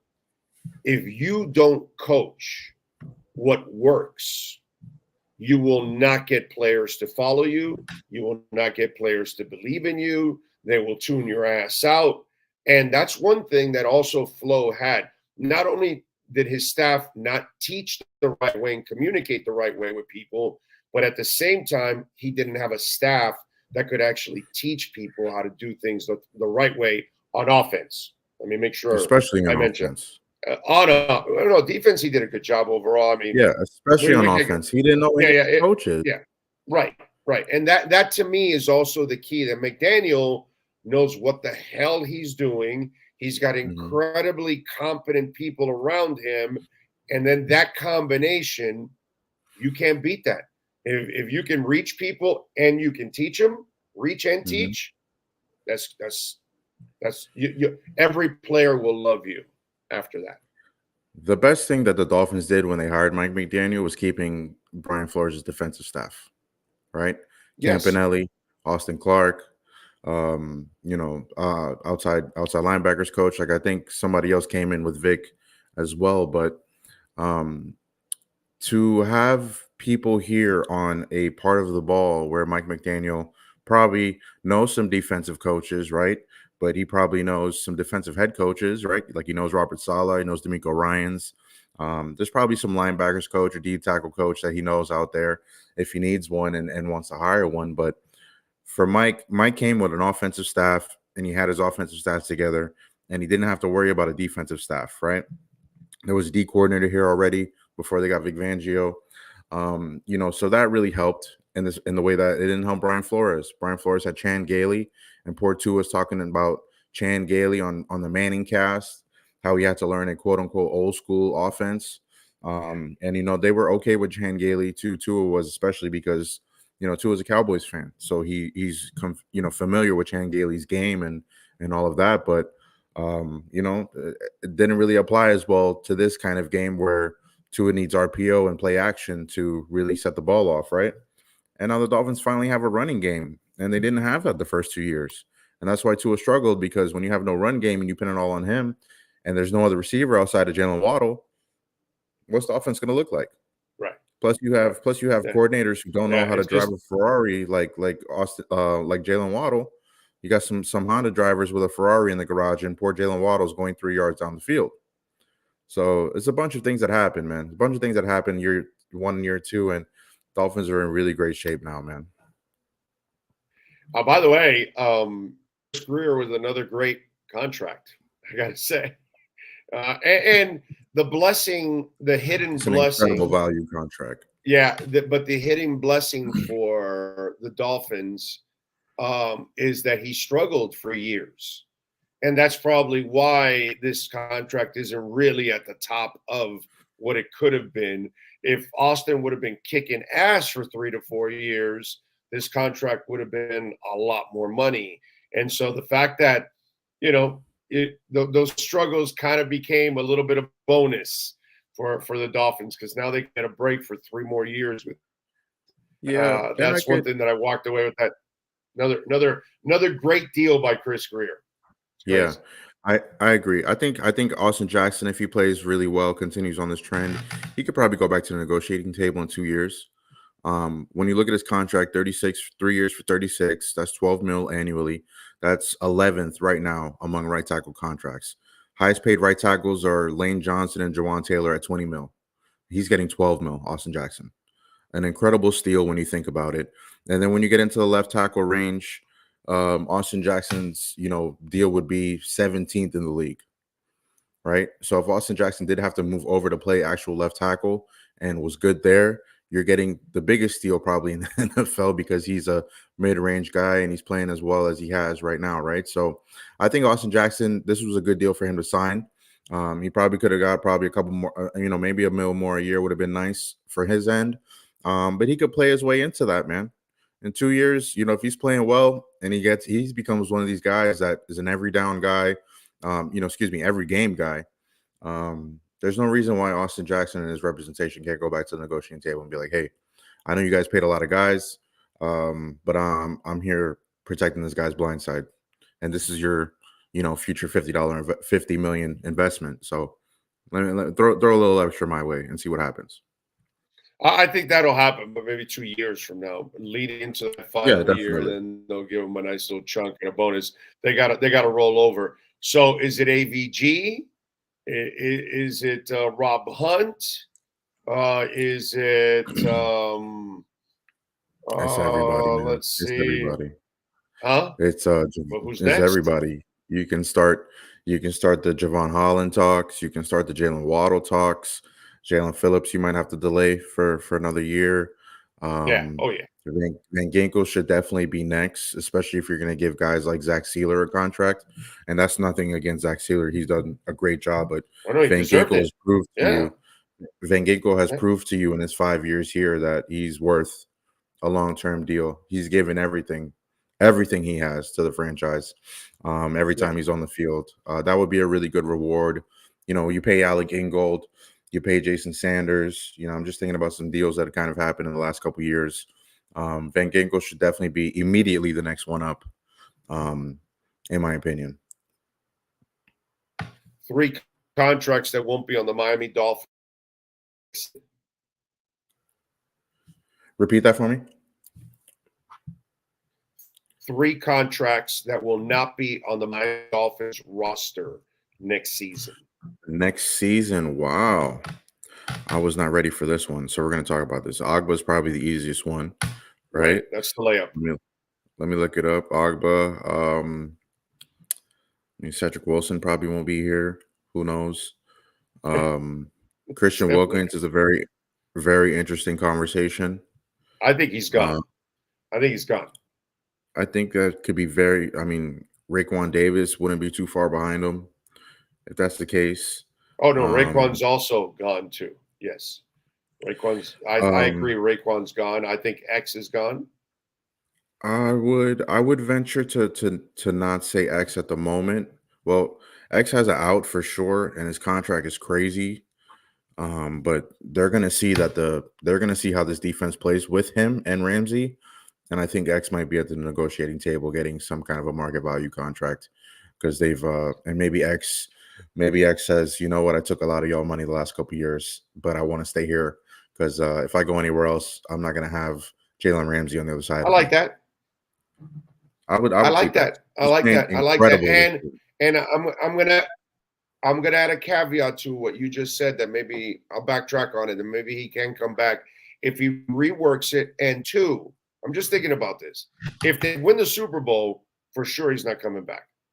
But if they have a hell of a run where they fall short in the AFC or Super Bowl and they're like, we're right, I can see them saying, yeah, let's work something and bring him back so we can make one more run with him and Jalen Ramsey. So, yeah, I can see that if they win it, for sure he's not coming back, no matter what. No, he would have to take a real. I don't think so. I think, I mean, players when they win the Super Bowl, they want to run it back, right? More so than when they need the caps. They need the cap space so badly. They need it for so many other players that. And the thing is, Xavier has been a corner on your team since what, 17? He's probably your longest standing Dolphin right now. So since John Denny left, those kind of things, kind of will permeate into the mix and the negotiating table too. Hey, this guy's been here since 17. He's been through the downs. He's here through the ups. And X, the best thing about X is, knock on wood, the knees that we were worried about 3-4 years ago. Yes. Incredible, this guy, how he's performed. It's only been his groin that he's hurt. So X could get a favorable deal for himself. He's made a lot of money from the Dolphins. And to defend your point and bury my point, he is a Ring of Honor guy. Yeah, so definitely. You might want to handle if you let Wilkins want to handle that a little differently. If you let somebody like Wilkins for sure is walk. Yeah, I can see that. I mean, all his sacks come against teams high up in the draft order. So that's my only knock on him. But I can see if you're going to let Wilkins walk, you can't, I think Howard might have to stay. He would be kind of one of those guys, like you said. Ring of Honor. He has the picks. You know what I'm saying? He's been locked down since he's been here. So him and Ramsey together has been really good for this defense. I think that's probably going to help them the most without Jalen Phillips and Jerome Baker. And it's going to help guys like Duke Riley as well, too. This is probably the best roster Duke Riley's ever played on. So, and he went to LSU. So those things are going to help. The coverage on the outside is going to help the guys on the inside. There we go. Okay. We've had some freezing going on. Yeah, you're freezing. I'm freezing. I have a hard wire. I need to plug it in. I don't think it's you. I think it's probably where I'm at, the hotel or I think it's whatever, or I don't know. yeah. I Sean's the think it's both technical of guy. us. What is this, Sean? What is this, Sean? It's both of us? It's Definitely got to me? be both of Oh, it's Yeah, no, he says it's me. I'm the problem. No, he says I'm the problem. So this is just like when I'm at home, I'm the problem. So this is Yeah. and nothing ever changes for me. So yeah, that's Hey, Vegas just is home kind of for the you, way it Big O. is. Yes, Vegas is home for yes. you. No, How you but been I'm there? talking about my home. I'm talking about my other home at home. When my Yeah. wife says, "Oh," so it's kind of the same thing. Sean's telling me I'm the problem. My wife tells me I'm the problem. So it's the life I live, unfortunately, bro. Apparently What am I so, going to right? do? Yeah, man. Definitely. All right. Injury-wise, what happened with Teron Armstead this week?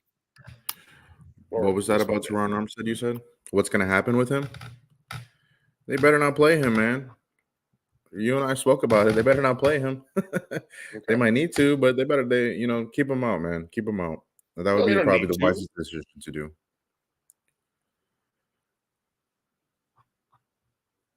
You got Keon Smith, bro. You got Lamb. Exactly. You got Lamb or Keon Smith, bro. Come on, let's go. And here's the thing. I was talking about this on my show yesterday that Keon Smith should play so you can get him even more playing time right now, get him more experience just in case because Teron Armstead can't hold up. And so now you can have somebody to protect Lamb. Yeah, definitely. Look, the depth we've spoken about this plenty of times. The depth has helped them on offensive line tremendously this year, especially when Teron went down. It was nice to see that when Teron went down earlier this year, it wasn't a letdown, right? It wasn't a huge drop off. In years past, it would have been. And so you're just hoping for the least amount of drop off as possible, bro. That's the same thing you're looking for with Duke Riley coming in to play most of the linebacker snaps. And Andrew Van Ginkel hasn't dropped off anything from Jalen Phillips, in my opinion. So yeah, they got to really look at Teron and get him as healthy as possible because it's not about first week of December. It's about the last three, and it's about first couple weeks in January, to be honest. And by the way, I'm pretty close to going off this roof and jumping off right now because I just saw something on the chat board that I would have never seen the last couple of years from Jose Cabrera. Eichenberg can replace Hunt the way he has improved.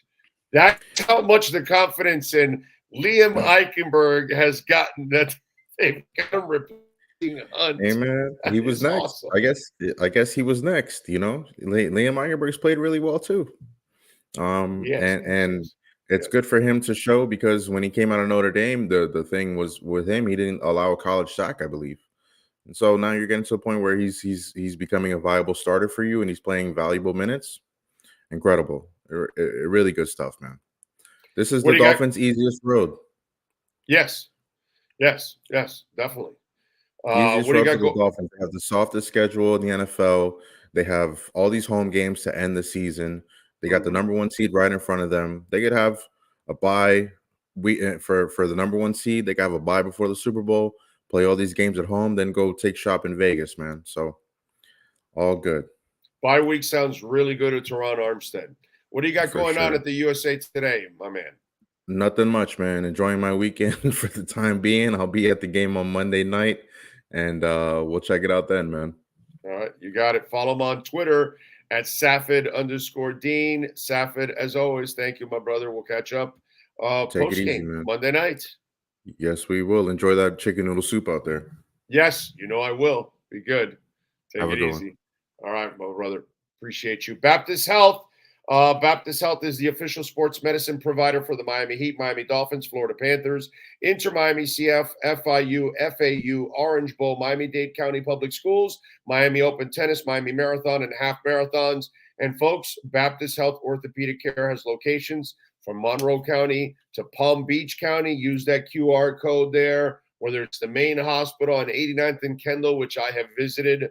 So has my wife, so has my daughter several times. Doctors Hospital down in Coral Gables, Mariners Hospital in Tavernier Key, Bethesda, East and West, 2 locations in Boynton Beach, Boca Raton Regional at 800 Meadows Road. We've got them all over throughout South Florida. baptisthealth.net/ortho.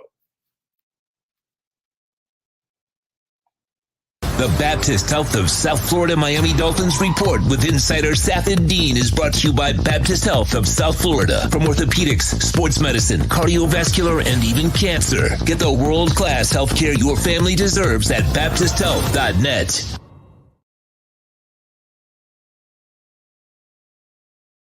Cabrera says, if he's healthy, he should play. If he's healthy. You talking about Tehran? No, he shouldn't. I wouldn't play Tehran at all. I'd save him. I wouldn't have played him last week. I would have played Keon if Kendall can play. And again this week, if Kendall can play, fine. If not, then I use Keon. I'm not using him for the next 2 weeks. Keon Smith handled the Jets. And if there's something that the Jets have that's really good, I hate to say it, it's their defense. I mean, far be it from me to give the Jets any kind of credit whatsoever because I don't want to.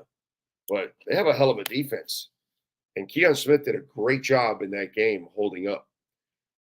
That kid's turning the corner. Let's see. What else do we have? Watching Hill running on the field don't surprise me. What surprises me is watching the backup step up. Yep. That's been pretty awesome. I will agree with that.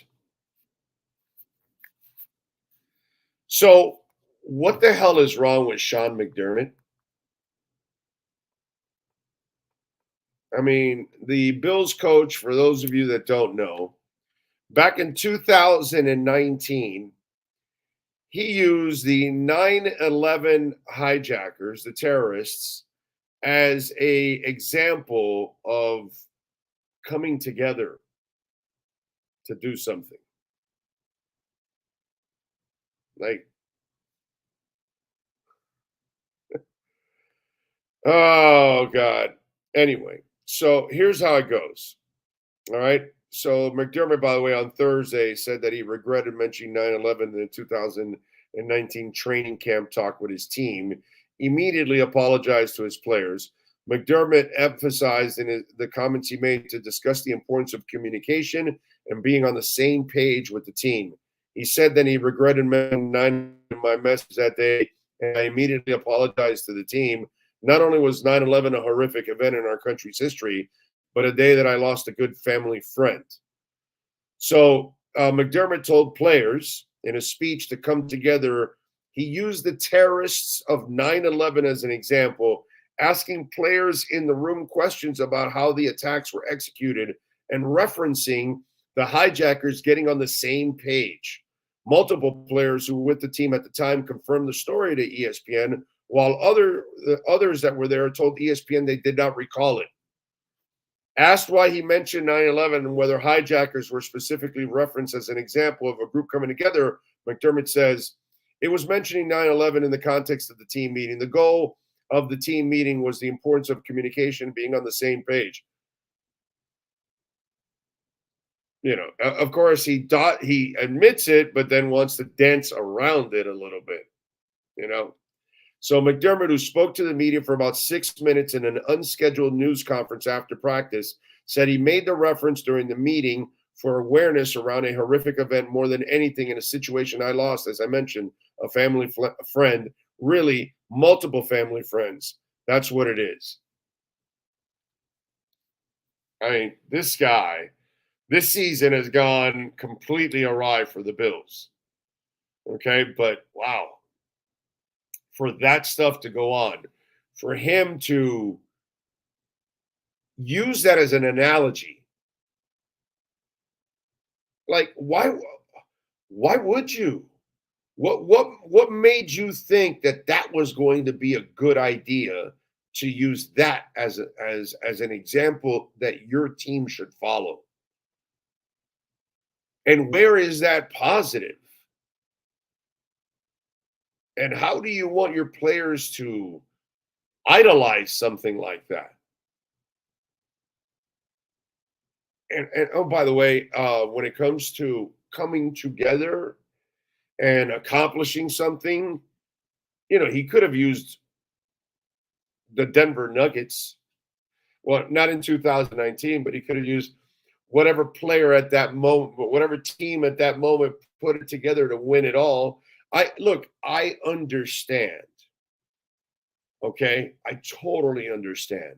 The Bills have no idea how to put it all together and win it all. That's been their problem for decades now. Okay? I mean, in the early 90s, they went to 4 Super Bowls and they couldn't put it all together and win it all. So I understand that this is habitually a problem for the Bills for many, many decades. Okay? Unless the league has an A instead of an N, they don't know how to figure it out.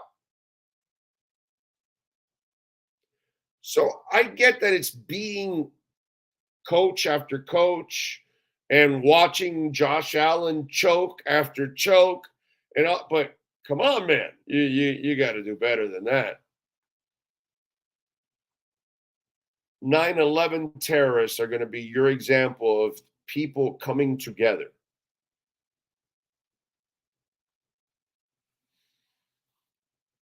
Okay, sure. Can you fire somebody for this? I mean, it is a fireable offense, practically, for a head coach to set that kind of an example for anybody, but it's happened in 2019. It's a long time, man. Long time. Cardano up almost 23%, approaching 56 cents. Damn. Just a little perspective. 5 o'clock yesterday, 4 o'clock yesterday, 5 o'clock, it was at 45 cents. So it went up 10 cents. That's a huge number. 22%, almost 23%. That's a huge number, man. Holy crap. All right, what do we got on the chat board here? McDermott is drinking the local Buffalo water. Watching, let's see, out of all the analogies in the world about being on the same page, you use the 9/11. I know, there's a million of them you can use of coming together. No one circles the drain like the Buffalo Bills. Nice one, Storm. What else? Money O says that's a bad idea. Nothing positive about that. Prayers to everyone we lost that day. Amen. McDermott had the Jimmy the Greek moment. Yeah, that was pretty idiotic. Bills are looking at an 8-9 season if they lose on Sunday. I bet he's changing the story too. I'm sure. It just keeps getting better and better for the Bills. It does, doesn't it? I mean, the Bills, dude. Holy moly. That is one strange unit right now, I got to say. Remember, Cash App or Venmo, Cash Big O Show. That's Cash Big O Show if you want to make a donation. You can also make a donation through Cash App or Venmo. That's Cash Big O Show. That's Cash Big O Show, Cash App or Venmo. You know what I'm going to do? I've been telling you guys that want to learn about crypto, like crypto.com or Tangent Wallet or whatever, and I tell you to go to YouTube and download the video of how to use the Kraken crypto page, how to use the crypto.com or how to use Binance or whatever, or how to use my Tangent Wallet, or how to transfer my crypto from crypto.com to Tangent Wallet, right? And those videos are there on YouTube. Somebody said about Cash App transferring to the Tangent Wallet. I didn't know you can do that. I got to go find that video.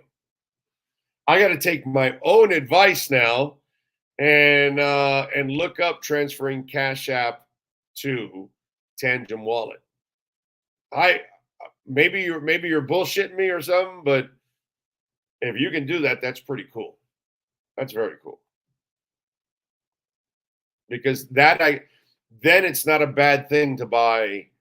If you can transfer it out of your Cash App to a custodial wallet like a Tangent wallet, then you can buy. Then I would suggest buying Bitcoin.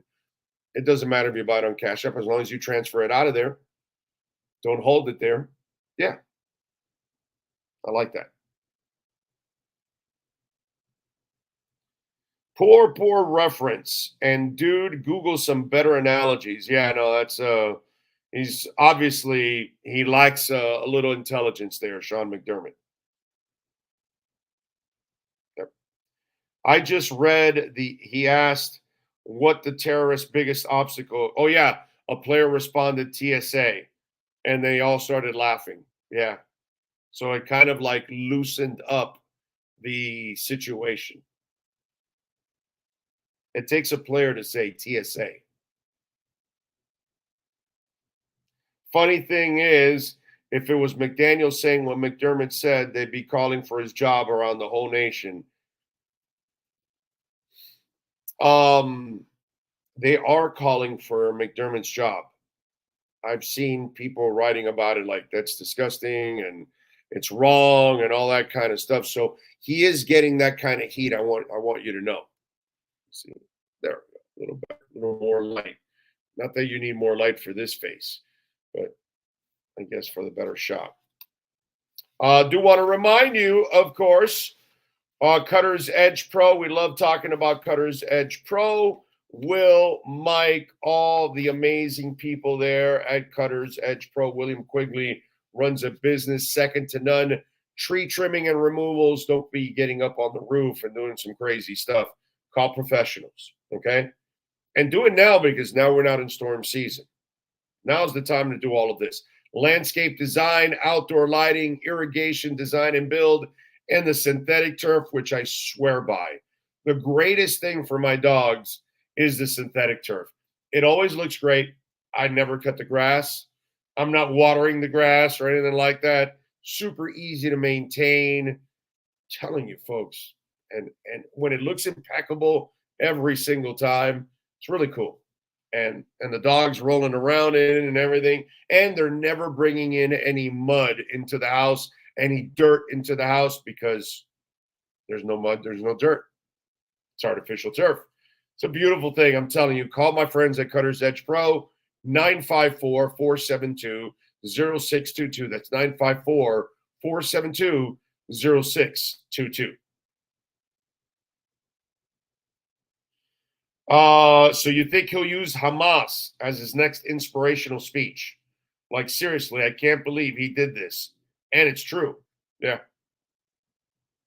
Be easy on me, oh. Why don't you want to hold Bitcoin on Cash App? Because Cash App, what happens if that company closes down? How do you have access to it?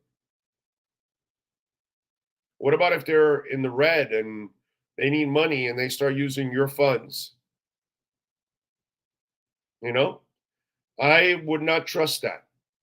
Is that federally insured, Cash App? I don't think so. I would transfer it. I would keep all my crypto on a custodial wallet and a cold wallet, not on your phone, on a drive that is on a custodial wallet where you have your keys and you own it. Okay? Maybe Cash App is flooded in cash and it never, ever goes down and it goes on forever and your stuff is safe there forever. But then again, maybe not. And that's why I wouldn't take the chance with your money or my money or anybody's money.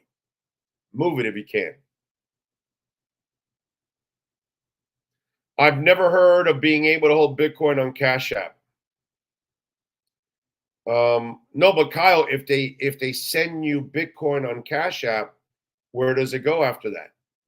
I didn't know you could send it to a custodial wallet. I know that Venmo added that feature. Venmo, you can buy your Bitcoin and then send it to your custodial wallet. I did not know Cash App added it. I know that they were working on it, but I didn't know that they had added it already. So it's good to know. But yeah, you shouldn't hold it there. you should have a custodial wallet.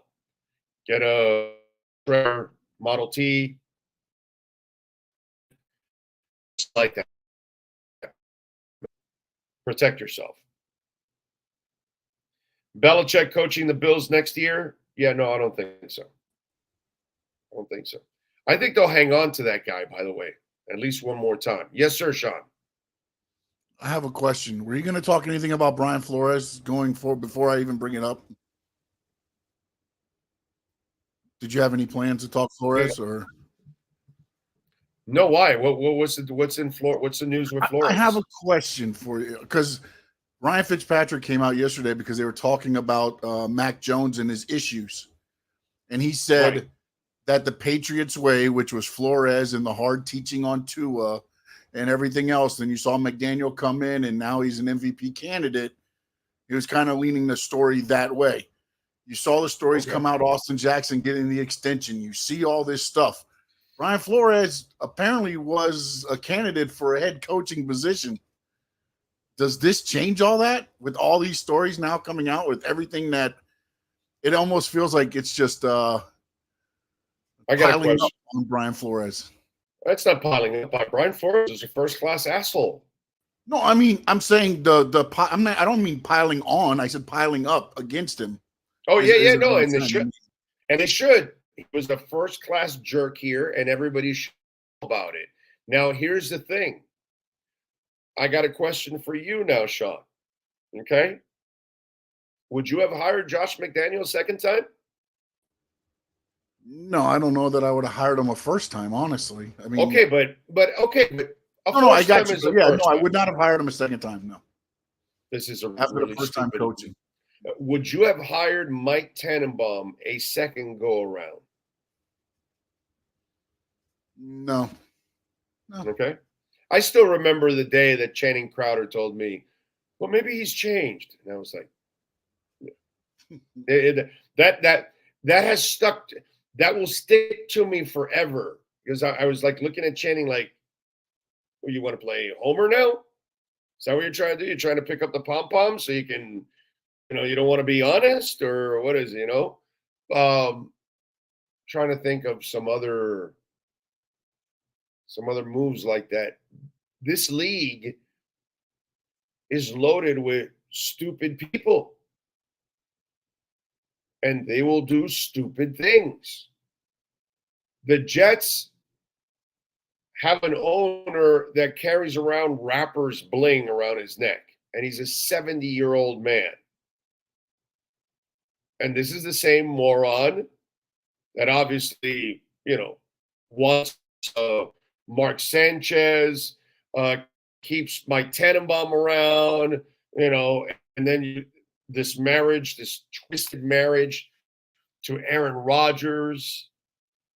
This is we have an owner that went to go get Jim Harbaugh in the middle of the night when he already had a coach in place.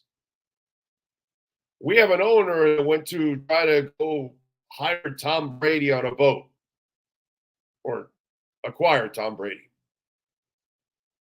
This is a league where just because they're billionaires doesn't mean they're smart. Okay? Robert Kraft, the Gillette Company, and, obviously a smart businessman. But when you end up in an Asian day spa, you got some stupid in you.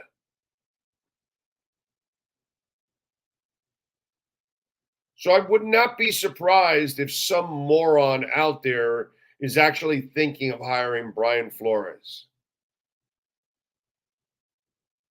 Not only were his teaching methods wrong, but he can't build a staff.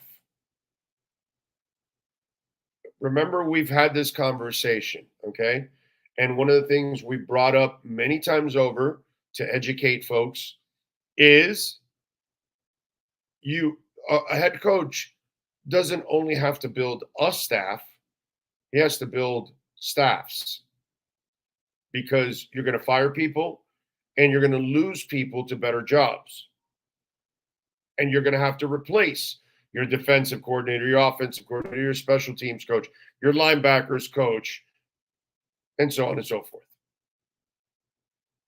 So when you lose your quarterback's coach and he becomes an offensive coordinator for somebody else, you've got to go find another quarterback's coach. And a really good one. It's not easy to do that. That's why most people can't be head coaches, because they can't build staffs on a consistent basis. And you can't do everything by yourself. You just can't. It helps if you have Tom Brady. That will help. This is the same league that hired Adam Gase and Rex Ryan again. Yeah, it's a great point. Would you have hired Rex Ryan again? And there you go. That's exactly it. I would not be surprised if somebody's stupid enough to hire Brian Flores. I really wouldn't. Let's get to a little music, a little entertainment news. Why don't we? Okay, let's do that. Where are we at here? All right, let's go with birthdays first and foremost. Nicki Minaj, she of the Big Booty, is celebrating number 41 today. Let's see. Tila Dunn is 27, movie actress. Corey Taylor, Slipknot, he is 50 years old. Sam Hunt, country singer. I don't know anything about country. If he's legit, tell me on the text line there. But he is 39 years old. Country singer Sam Hunt. No idea. Dwight Howard is 38. Jim Morrison was born on this date in 43. We lost him, unfortunately, in 71. Sinead O'Connor was born on this date in 1966. We just lost her this year. Amir Khan, boxer, is 37 years old. Terry Hatcher, actress, is 59. Sammy Davis Jr., born on this date in 1925. We lost him in 1990. Philip Rivers is 42 years old. Okay, got to refer to you now, Sean. Real One wrestler. Somebody named Real One? Yes, I got a thumbs up. He's 37.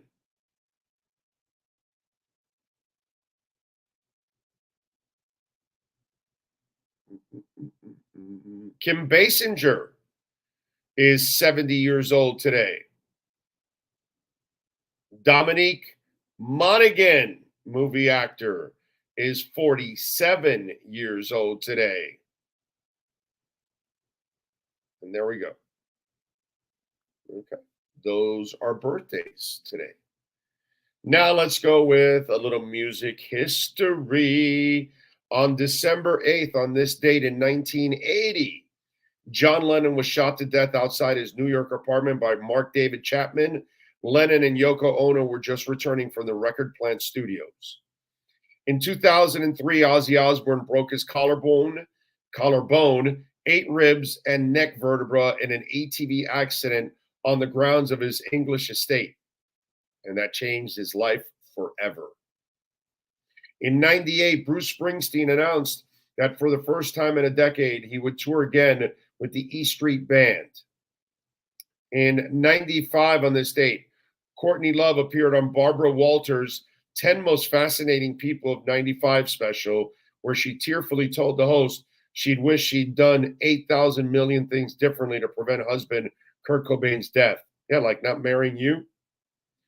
In 2013, Metallica performed in a dome at the Argentine and Arctic base Carlini, becoming the first band ever to play on all 7 continents. Did not know that. In 79, Styx started a 2-week run on the top of the singles charts with Babe, I Love You, the only song to go to number 1 for them. In 2004, Damage Plan and Pantera guitarist Dimebag Darrell Abbott was murdered on stage in Columbus, Ohio, during a shooting spree that also claimed the life of the band's head of security, a club employee, and an audience member. Senseless stuff that goes on in this world. And those are the things that happened in music history.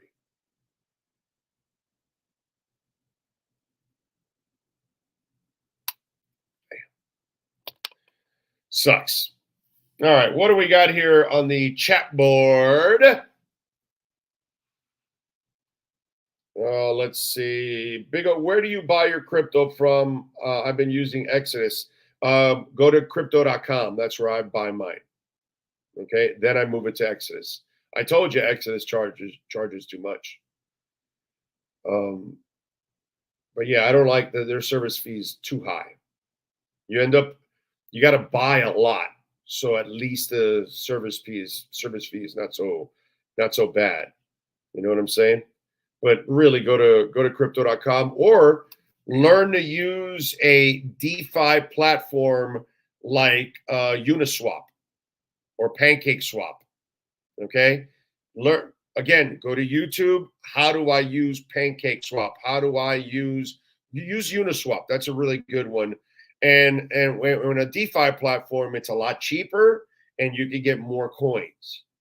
Okay, so go to a video. All of you out there that want to get into crypto, how do I use Uniswap DeFi platform?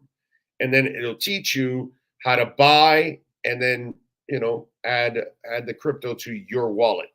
So you can attach your wallet to the Uniswap, and then you're going to have to purchase some kind of form of Ethereum or Bitcoin in order to buy or purchase whatever coin you're looking for there on the DeFi platform. But the service fees are really tiny compared to crypto.com and super tiny compared to Exodus.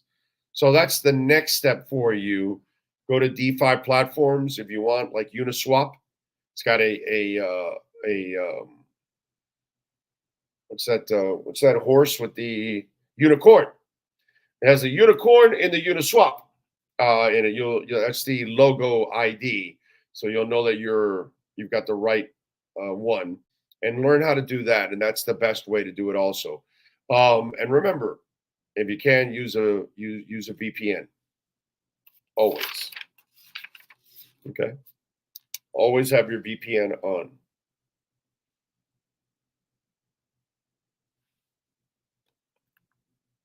See, U.S. men's team ended up in the Copa America C group with Uruguay, Panama, and Bolivia. Not necessarily a juggernaut, but not easy. Uruguay and Bolivia will not be easy. That's for sure. Hell, Panama won't be easy considering our coaching and our team that should be better. Shout out from the Bahamas. Thank you, Travalis. I appreciate you, my man. Travalis Tinker is out there. I like it. Amir Glassjaw Khan. Is he still sleeping from that Canelo hangover? Yep. Also, for the new cryptos, you have to use the smaller, sketchy exchanges and a VPN to make sure to take your crypto off to cold storage right away. Exactly. Kyle is 1,000% right. He knows what he's talking about. Do you have anything against Coinbase? Nope. Nothing against Coinbase. If you can use Coinbase, do it, but still move it off Coinbase. Okay? Look, if you buy $40 of Bitcoin, don't move it off Coinbase right now. Build up a couple $100, a couple $1,000, whatever it is, then move it off. So that way you're not paying all kinds of service fees all the time. You know what I'm saying? But don't permanently ever keep your crypto in exchanges. Coinbase, crypto.com, Kraken. I don't give a shit. Binance. Any of these exchanges, you cannot keep your crypto on it. You have to move it off to your cold storage wallet. Okay? Tangem is very, very good. Very easy to use. You don't have to remember the words. because it's these credit cards. So it's much better. You can use your Face ID, all that kind of stuff. Use it. The Tangent wallet is really, really fun. I love Trezor Model T. It's a little more expensive, but it's a fantastic wallet.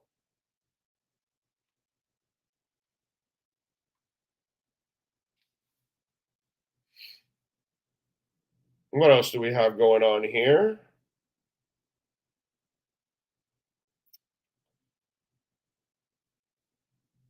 Let me see what we got here. Where is Bitcoin and where is the market right now?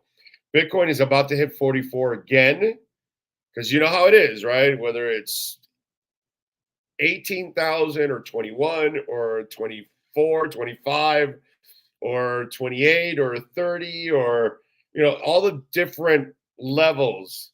And, you find a new floor.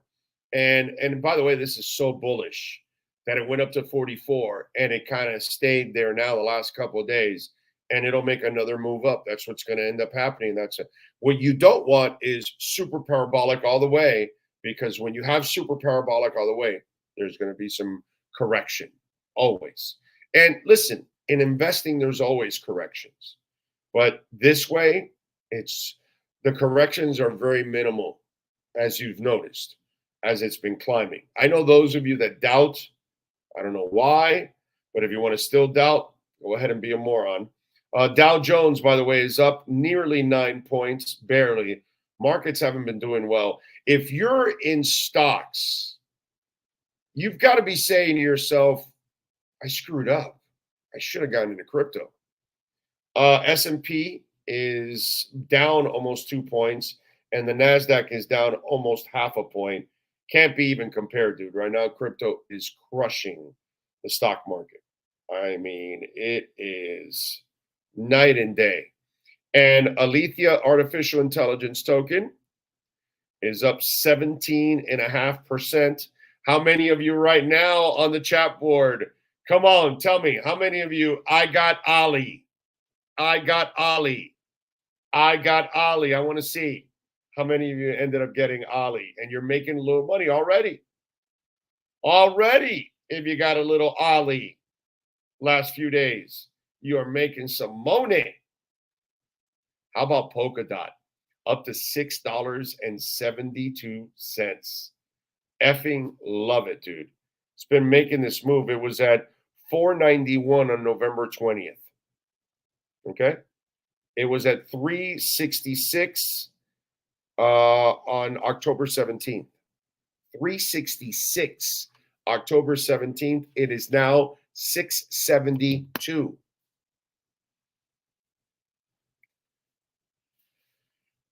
And I've been talking about Polkadot for a while. Sean, what do you think? What do you think are the chances that guy stuck with Polkadot? Remember that guy that complained that he said his wife was ripping into him? Do you think his wife made him sell it all out already and he didn't hold out?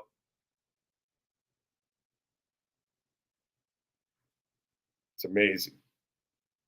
You think he's hanging on? No? You think he's sold? Okay.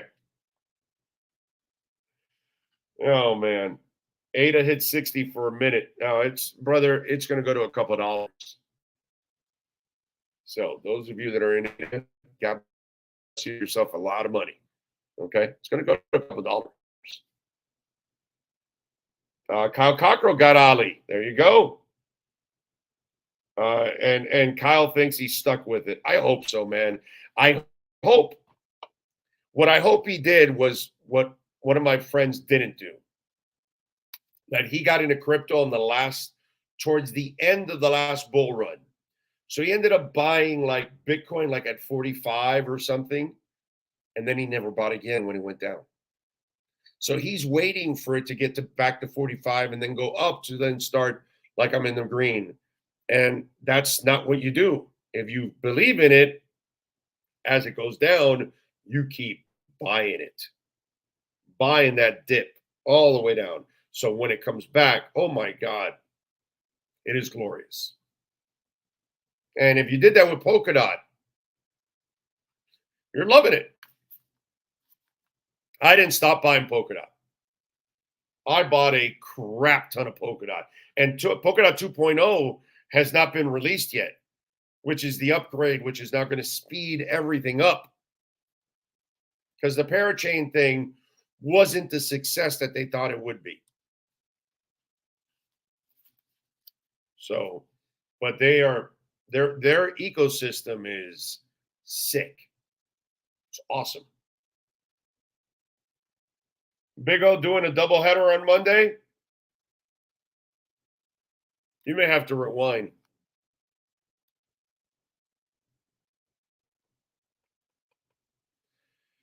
Oh, man. Question is, do we ever do a doubleheader on game days? That'll answer your question right there. And you can hear my voice. It's already starting to hurt a little bit. Why? Only slept 5 hours.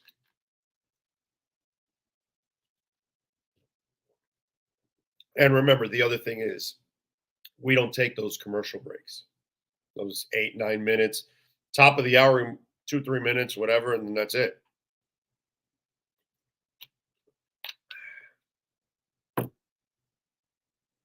Oh, man. Just make sure you do your own research and you will have conviction in your plays, and then you'll see red days as a blessing. Exactly. Kyle, you and I one day, bro, we got to hook up because you get this shit. You're one of the few, like Brooklyn Rob and Lisa, Crypto Noob, some of you guys that I know are in it and kind of talk it. You get it. You truly get it, bro. I like it a lot. You understand it. Very impressive. I'm a crypto investor in the words of Dave Chappelle. I don't know what that means. I've seen Dave Chappelle a lot. I have not got that. I did not get that joke from Dave Chappelle, so I must have not seen that one. So let me ask you something, Kyle. If you got in on Ali, did you get in on Injective when I gave it before? When it was at $1.43, it's like 17. Did you get in on? Are you in on Jasmine? That's another one that it's moved. We're all making money on Jasmine if we bought the dip. But did you get any Jasmine? And did you get any Star Atlas? Kyle, those are some of my long shots. Okay? The Star Atlas, Jasmine, and Alethea, those are my 3 long shots. But they can pay off enormously. I think Star Atlas is going to explode. And it's at a fraction of a penny now. And it was already at 24 cents when it wasn't even ready to be used, or it was just an idea. And it got to 24 cents. Now the game is actually active, ready to go. It hit a million transactions last month. I mean, now it's rolling. Star Atlas is going to explode. It's another one. So I don't know if you got into any of those other ones, Star Atlas or Jasmine. I am not a financial advisor. I'm just a guy that loves crypto. Happen to kick ass in crypto, but just love crypto. That's all I can tell you. You do your own homework. You make your own decisions with your own money. Kyle says, for sure, Big O, you introduced me to crypto and I did it deep dive and was hooked. I get in on Jasmine, but currently sold and put in some better moves, but no Star Atlas. Oh, go get Star Atlas. I would suggest Star Atlas. Okay. Andrew Van Ginkel's Defensive Player of the Year for the Dolphins. Yeah, we can go with that. I don't have a problem with that, my friend.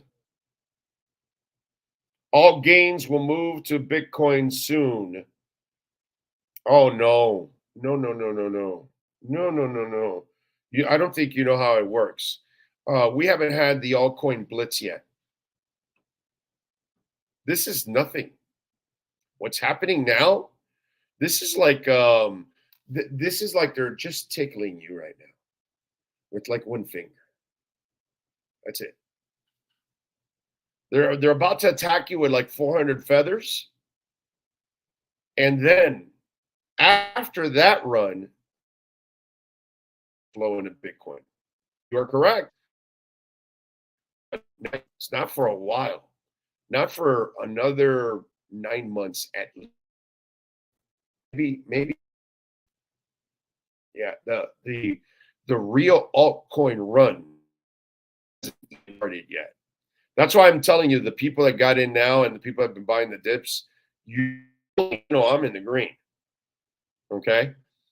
But those people out there that think they're too late, they're not, because the real explosion has not happened yet. Got in even earlier, the explosion something appearance before, but it's not too late. It's definitely not. Kyle says, I did get injected, but sold one. Yeah, but it went more than 3 times. From $1.43 from where we said, and now it's at $17. I did too. I took out my stuff when it got to 9. And then I've got the other half, and now I'm riding it. I haven't gotten out of it yet because I'm in green. It's all profits. So I'm waiting because it's going to do better. It's actually going to gain more. This is just the tip of the iceberg. I've never been through a bull run, but I've heard it's easy. Yeah. Yeah. Your portfolio will be going up 20, 30% daily. I'm telling you, it's going to be nuts. Absolutely nuts. So Lionel Messi is going to play in Hong Kong.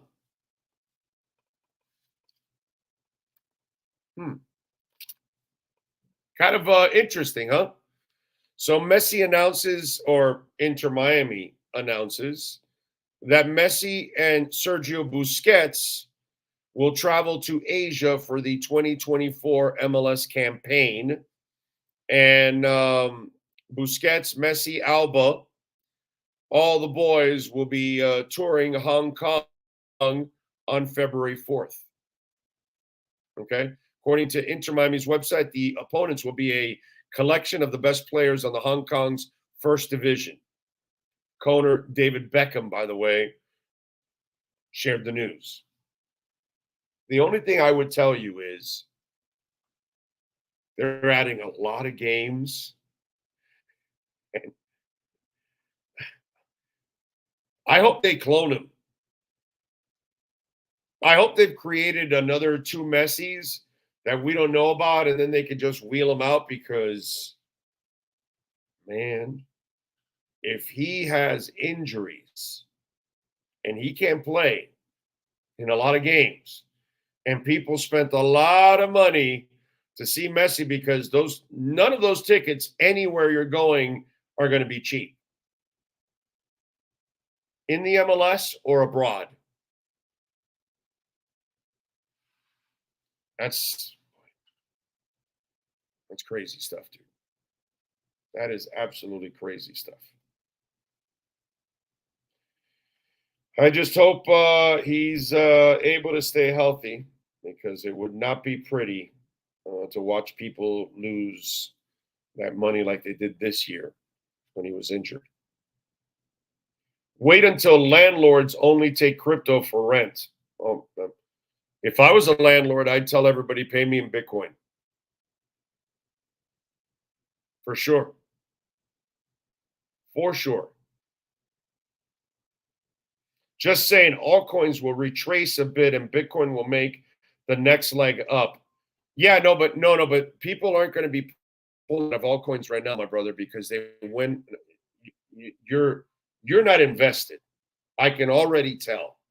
You're not invested for real, because if you were patient enough, like Kyle, like Rob, like Lisa, like Crypto Noob, like some of the guys and girls that are on this platform, and you were disciplined and bought the lows of 3, 4, 5, 6 months ago,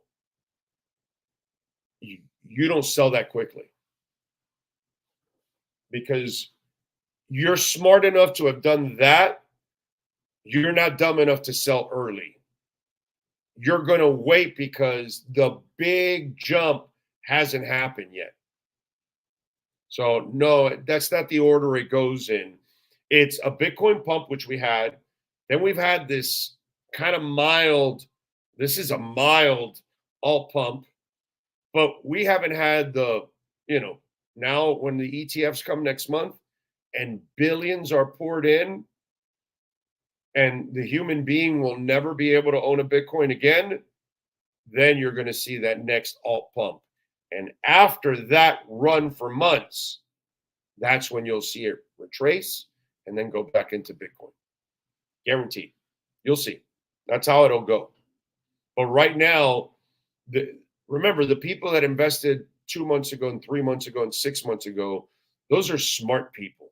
Those are people that are way ahead of most of the people in the world, because most of the people in the world don't really know or understand crypto or trust it, because they've allowed the media and idiots like Elizabeth Warren to pollute your mind.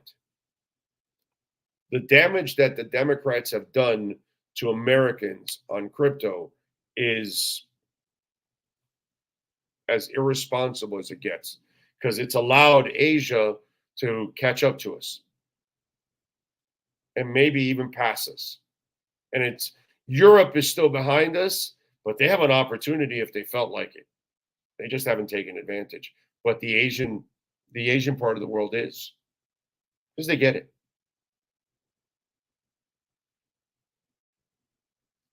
Solana and XRP as well, holding for big gains. Don't worry, Big O. Okay, you better hold, bro.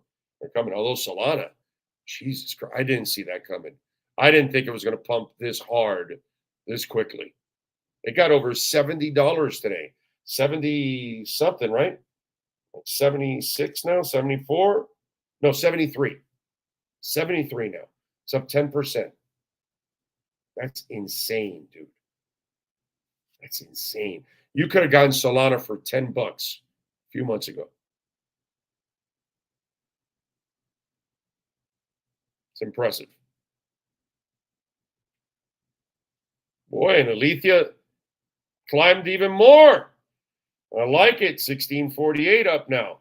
I'm holding Bitcoin, Ethereum, ADA, DOT, Link, Mana, AVAX, and Lunk. I like it. I have all of them except LUNC. That's the only one I don't carry. But all the other ones, I am a bag holder of all. That's for sure. Top Gun indoor range, folks. Oh, yeah. Love talking about Top Gun indoor range, Steve. All the great people out there. They do an awesome job, folks. The customer service, the family-friendly atmosphere. They've got an archery range. They are the only indoor archery range in Dade County. That's pretty cool, right? Instead of being outside in the heat and humidity, you can be inside, cool weather. They've got mini leagues and mini tournaments, folks. They've also got self-defense classes for the ladies. And it's an ugly world out there, folks. And we got to do the best to protect ourselves. And the ladies need to be protected. And they've got English and Spanish classes, self-defense women's classes, basic pistol, concealed weapons courses, also available in Spanish. Please reach out to our friends at Top Gun Indoor Range, 305-306-7333. That's 305-306-7333. We'll be broadcasting from there next week on Friday, a week from today. We'll be broadcasting at Top Gun Indoor Range. And in January, we're going to have a shooting competition. So all kinds of prizes and stuff. So come on out and join us. Top Gun Indoor Range.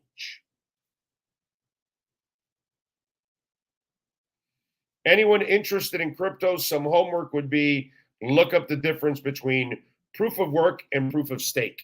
Yep. That'll learn what a blockchain is. Learn about Bitcoin. Don't go listening to some media idiots. Go on YouTube and find a piece that's about Bitcoin. Find out about Bitcoin mining. Understand Ethereum. Understand the blockchain. Understand Web3 and gaming and all that kind of stuff. The metaverse. All of these things are going to explode. And whether it's Top Gun, whether it's MGM Grand where I'm at, whether it's American Airlines, there's a Spirit plane flying right above us here. All these companies are going to be on the blockchain because the blockchain is the secured internet, basically. So it's going to happen. So it's just a matter of time, but please look it up. Study it because you're all going to live it every day of your lives. You just don't know about it, but mass adoption is starting now, finally. And after all that stuff that they've misled you about, and you're going to find out that all these people are just liars. Those of you that got in on it early, you're set. Okay. All right. What else? By the way, if your business wants to be a part of our platform, please reach out to our business line, 786-754-4664. That's 786-754-4664. Pure business line, not to talk sports, not a request line, nothing, okay? If you want to see, maybe your business is here in Las Vegas. We can fly out here and do shows out here in Las Vegas for you, or anywhere in the world. It doesn't matter. Or if you want to be a sponsor of one of our segments and reach thousands of people locally in South Florida, statewide, nationally, and internationally, because we reach all levels on the platform. We are blessed. Please reach out to our business line, 786-754-4664. All right? Okay. Sean, do me a favor. Give me 2 minutes. Let me rest the voice a second. We'll come back and let's talk a little Dolphins. I got something I want to get off my chest, Dolphins wise, as we get ready for Monday night. We are live at the MGM Grand here in Las Vegas. When you move, you need a reliable company led by passionate folks eager to assist its customers during a transitional process that needs to be smooth. Call Essential Moving Experts at 844-368-5750 for all your local and long-distance moving needs. You can rely on Essential Moving Experts. Mention the Big O Radio Show and get $150 off. Family owned and operated. They offer free 30-day storage, full service moving, fully licensed, bonded, and insured. Moving was never so easy. EssentialMovingExperts.com.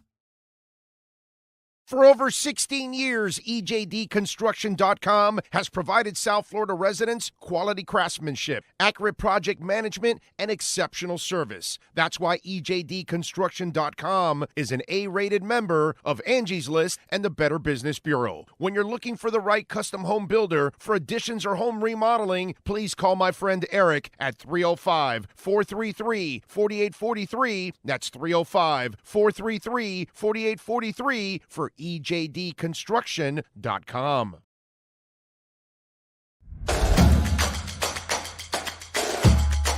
Welcome to Caneswear.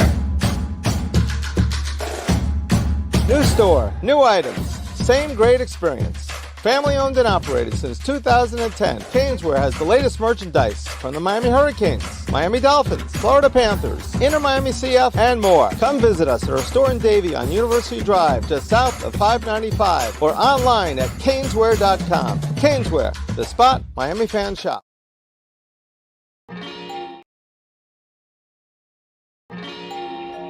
Oh, great. You have a doorbell camera. Now you have a front row seat to your house getting robbed. They're breaking into my house! Ooh, there goes the TV. I'm sure it'll turn up at the pawn shop. No, not the TV! Just because you can see them, that doesn't mean you can stop them. With Slogans, you get 24-hour monitoring, a free home security system, and professional installation. Plus, free doorbell camera, one that'll actually work for you. Get out of my house! Get out of the house! Call 1-800-ALARM-ME. With more than 62 years of litigation experience handling insurance disputes, Welton Rayom is committed to resolving even the toughest insurance claims quickly. At Welton Rayom, they don't get paid unless you win. They handle complex personal injury claims caused by the fault of another in both state and federal courts. They handle auto, trucking, motorcycle, slip and fall, and bicycle accidents. Call 954-966-4646. That's 954-966-4646. Welton Rayom can help.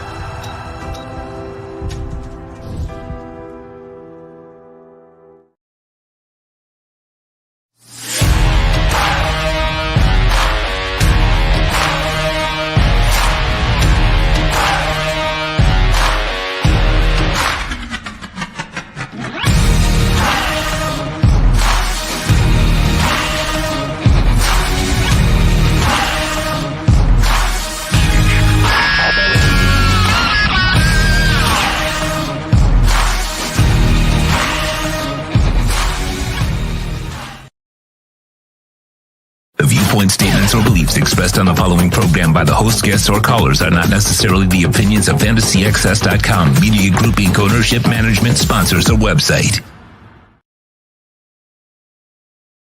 Heat fans, the fast break is on. It's our Baptist Health of South Florida Heat Report with insider Anthony Chang. From orthopedics, sports medicine, cardiovascular, and even cancer. Get the world-class healthcare your family deserves at BaptistHealth.net. Here's Anthony Chang. All right, there he is, locked and loaded and ready to go. How you feeling, my man? You feeling good? I'm good, Big O. How's Vegas? Well, I just got here. I mean, it was great last night because I had an In-N-Out burger. So once you have an In-N-Out burger, then you've arrived. You know what I'm saying? You're officially on the West Coast. Yeah, when you have an In-N-Out burger. Well, that's the law. That's the law for me. You can ask Sean. The second I get off the airport in Vegas, my first stop is In-N-Out burger. Every time, dude. Every single time. I never miss it. That's a good rule to live by. I'll be having one in like 3-4 weeks during the Heat's West Coast trip. So I'm looking forward to it. You're going to LA? Yes. Yep. Okay. All right. I'll have a few In-N-Out burgers. Yeah, because San Francisco, you can have In-N-Out. Yeah. LA, you can have In-N-Out. Soon you'll get Seattle back, by the way. Yeah. And eventually the league will add Vegas too, which will have In-N-Out, which again, I was so wrong about that because I was convinced I would have put my life on the line here that the NBA was going to be the first league in Vegas, not the last. No way, dude. No way last. Yeah, it's a little bit surprising because the NBA is usually ahead of the curve on a lot of things. Shocker.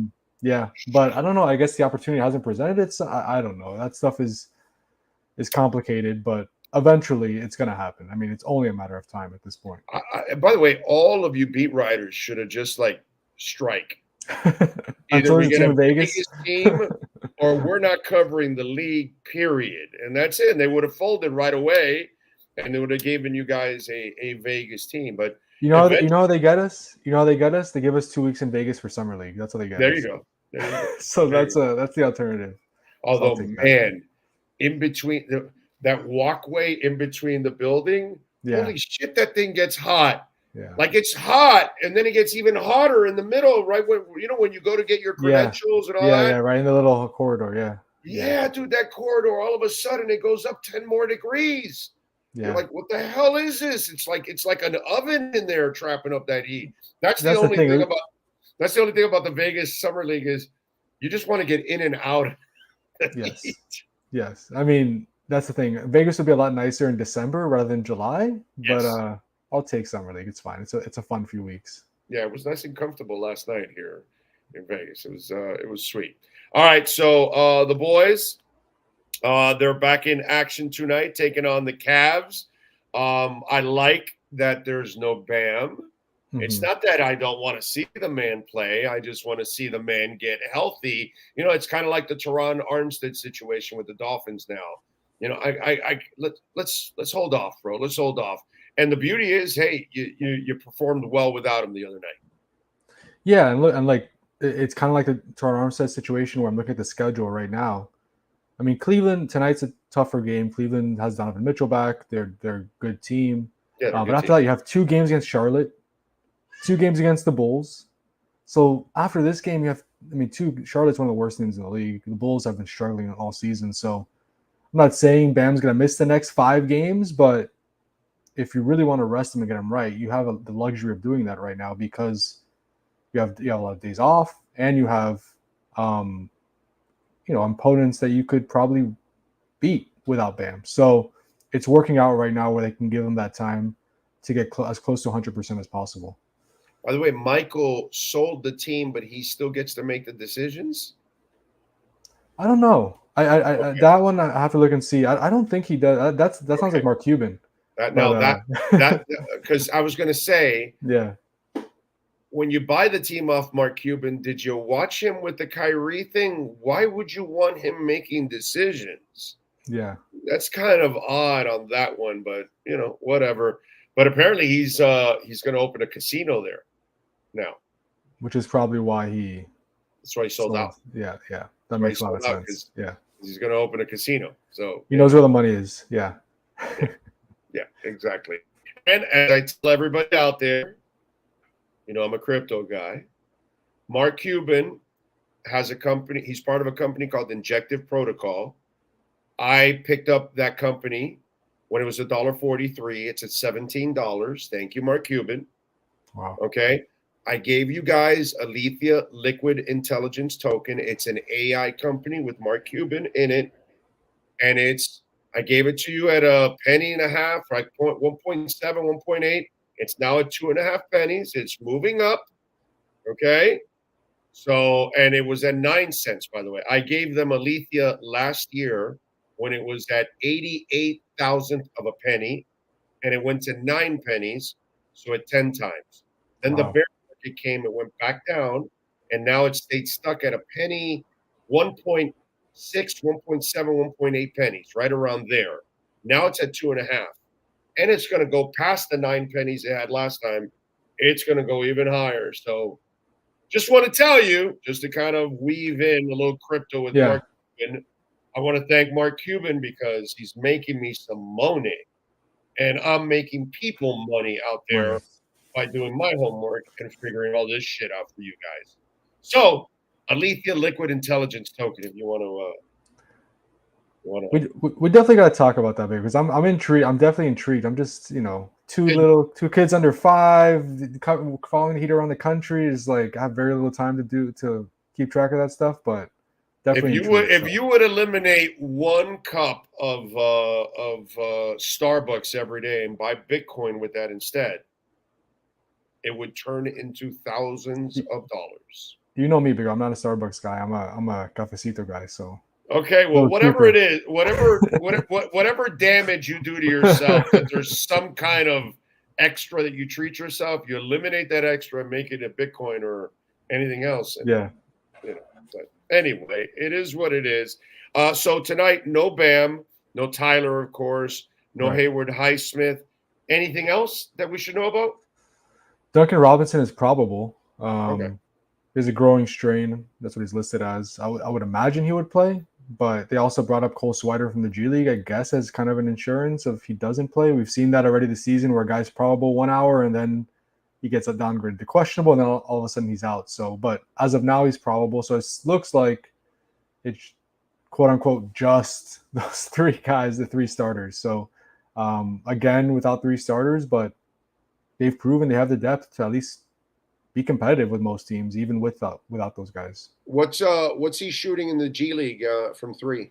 Cole. A high percentage. I don't have it off the top of my head, but a high percentage. He's playing very well. Obviously, he's had some run a little bit with the Heat the last few weeks because they've been shorthanded. He hasn't played much, but he also hit some threes also with the Heat. So that's what he does. It's more about can he hold up on the defensive end. Same thing as Duncan early on in his career of like, okay, he can hit threes, but is he going to be a liability on the defensive end? That's the big question mark with him. That he's a big guy. He's like 6'9", bigger than Duncan even. Yeah. You know, when you're talking about that, it's reminding me of the conversation Spo just had with the European reporter that was asking him about Jokic, and it's like, and you know, Spo is so marvelous because he even handles questions. You know, we're trying to teach him to be a complete player. You know, he's trying to explain to him that it's not just what he may like, because obviously spinning off of that interview that he was either misrepresented or whatever, it still doesn't matter. They're still running with the same narrative that you should play him at power forward and all that. And that's kind of where that guy was coming from. And I love the very decent way that Spo was explaining to him, yo, dude, we like to make people complete players here, you know, kind of like what Duncan Robinson is now, because that's not a surprise anymore, you know, that kind of stuff, you know? Yeah, and Nico's admitted it. Nico has admitted it. Like when I've spoken with him, he's like, I have confidence on the offensive end. I know I could be effective on the offensive end. I have no doubt about that. But defensively, I'm still trying to figure things out. Because he's used to switching, but they want to play him in drop. They want him to blitz, and he's not used to. So it's like right now everything's just really fast for him on the defensive end. You see it when he's out there, commits 2 or 3 fouls in a few minutes on the court. You know, they're targeting him on the defensive end. Right. It's tough for him, and that's gonna be the area that he's gonna have to. He's never gonna be an elite defender, probably, but if he could just hold up on that end, he'll get playing time because he is very skilled offensively. Yeah, and Duncan can walk up to him and say, "Hey, that used to happen to me too, bro. Don't worry about it. I used to get targeted also." You got Sean? You got no mic on. Cole Strider, 42% in the G League. There you go. 52? Wow. 42. Oh, 42. Okay, well, it's still good. 42. Still good. 12 a game. 12 threes a game. Oh, shit. That's a good percentage for 12 threes a game. I'll say that. Oh, man. So Cole's going to go, hey, coach, I was getting 12 shots a game down in the G League. So let's go, buddy. Yeah. Yeah, let's go. Let's go, buddy. We should call him the stroker. That's it. We used to have Don Strock was a stroker. Now we've got a new stroker, Cole Swider. He is definitely not afraid to shoot the ball. I remember Duncan early on, Spo would say, well, we have to get him to, he has to take the shots when he's open. I'm on him. We're all on him to take those shots when he has them. Cole Swider, you don't have to do that. Even when he's with the Heat, he's in there for 5-6 minutes. He's taking 3 or 4 shots. He is aggressive, which is good. The Heat like that. Oh, the Heat like that. Yeah, definitely. You don't want a guy that's scared or timid, dude. No, especially with that skill set. He's on the court to take those shots. So when you're open, take them. Amen. I'm with you there. All right, so tonight, what are you expecting against the Cavs, my brother? The Cavs are favored by 1. I killed it the other night, man. Heat were favored. I believe the opening line was 1.5 or 2.5. And then when Toronto took the lead, it was Heat plus 1.5, and it got to Heat plus 4.5. And I was like, yo, man, I'm doubling, I'm tripling this bet now.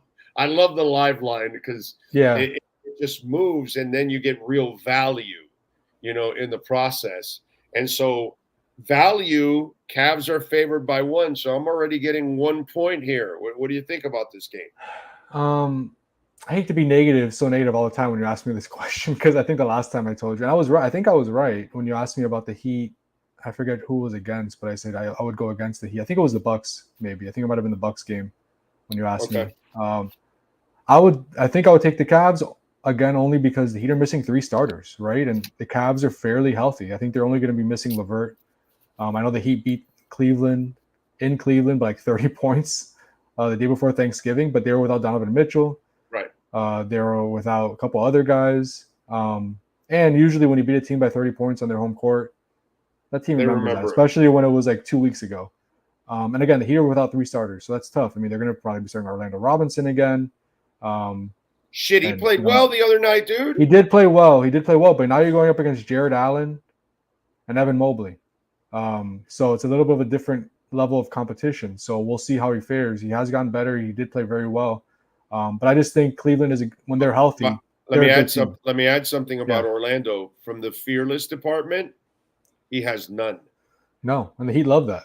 Okay, all right, because just like Cole Swider will hoop, Orlando Robinson does not back down, dude. No. You know what I love about Orlando Robinson is that he's not going to be the most athletic guy, but he's not going to be the guy you're going to outwork. And that's how you make up for that. When you're not as athletic as everybody else and it comes easier for some, you're going to need to hustle more than others. And I love that kid's hustle, bro. It doesn't stop. And it's also he has a good skill level on the offensive end. I mean, he has a good little baby hook around the basket. He has good touch on the basket. Now he can hit the threes. He's 6 of 8 now, I think, on threes this season. He's added that to his game. He even made a few nice passes on the roll. The open guys, I think he had 3 or 4 assists last game. So offensively, you know, he's an NBA player. It's the defense that he's gotten better at, but is going to need to improve for him to get consistent playing time when this team is fully healthy. But going back to the original question, I would take Cleveland just because they're healthier and they're a good team. They have one of the top defenses in the league. Their offense has been struggling, but I would expect tonight kind of be a little bit low scoring because should be 2 good defenses, and the Heat are missing 2 of their top scorers. So you're telling me to wait till I'm getting 3.5, 4.5, 5.5 points or something like that, then go for it? What? For the Heat, you're saying? Yeah, because I'm only getting 1, so that's not value. I would wait a little bit longer. Yeah. Okay. Yeah. All right. I like that. I'm not giving you betting advice. I'm just telling you my prediction for the game. But you're not a financial advisor. You're just a reporter doing your thing. That's exactly. all. That's my prediction. I get it. I don't have a problem with that.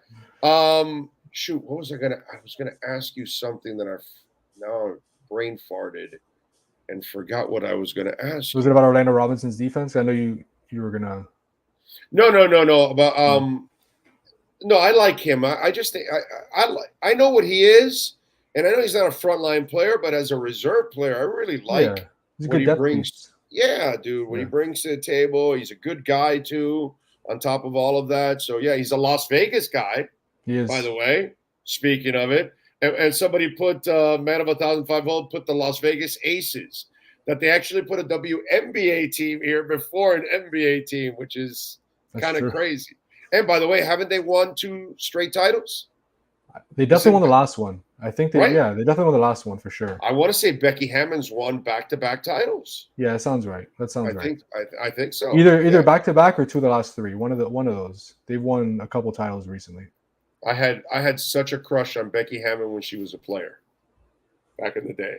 She's a good player too. Very good player. She was a good player and she was a looker also, and so it was always something that attracted me when I would watch Becky Hammond play. She's turned into one hell of a coach, man.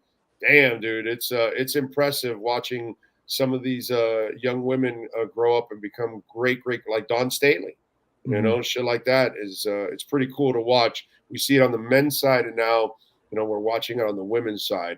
I think it's actually really, really cool. All right, dude, I had something for you, and I forgot what the hell I was going to ask you. Well, what do you got going on in the Herald so folks can check you out, my man? Yeah, yesterday I wrote something just on the Heat's defense. I know it's been a big storyline recently because it hasn't been that good, but it finally looked like a Heat defense in the second half of that Toronto game, holding them to 39 points. And that's important because, yes, the offense is trending in the right direction, but they need to be a top 10 defense to really have any shot here of getting a top 4 seed in the East. They need to, because that's their identity. If they're going to have I think they're 15th ranked in defense, which is basically it's a definition of average on that end of the court. If they're going to be that, they're going to have a tough time this season.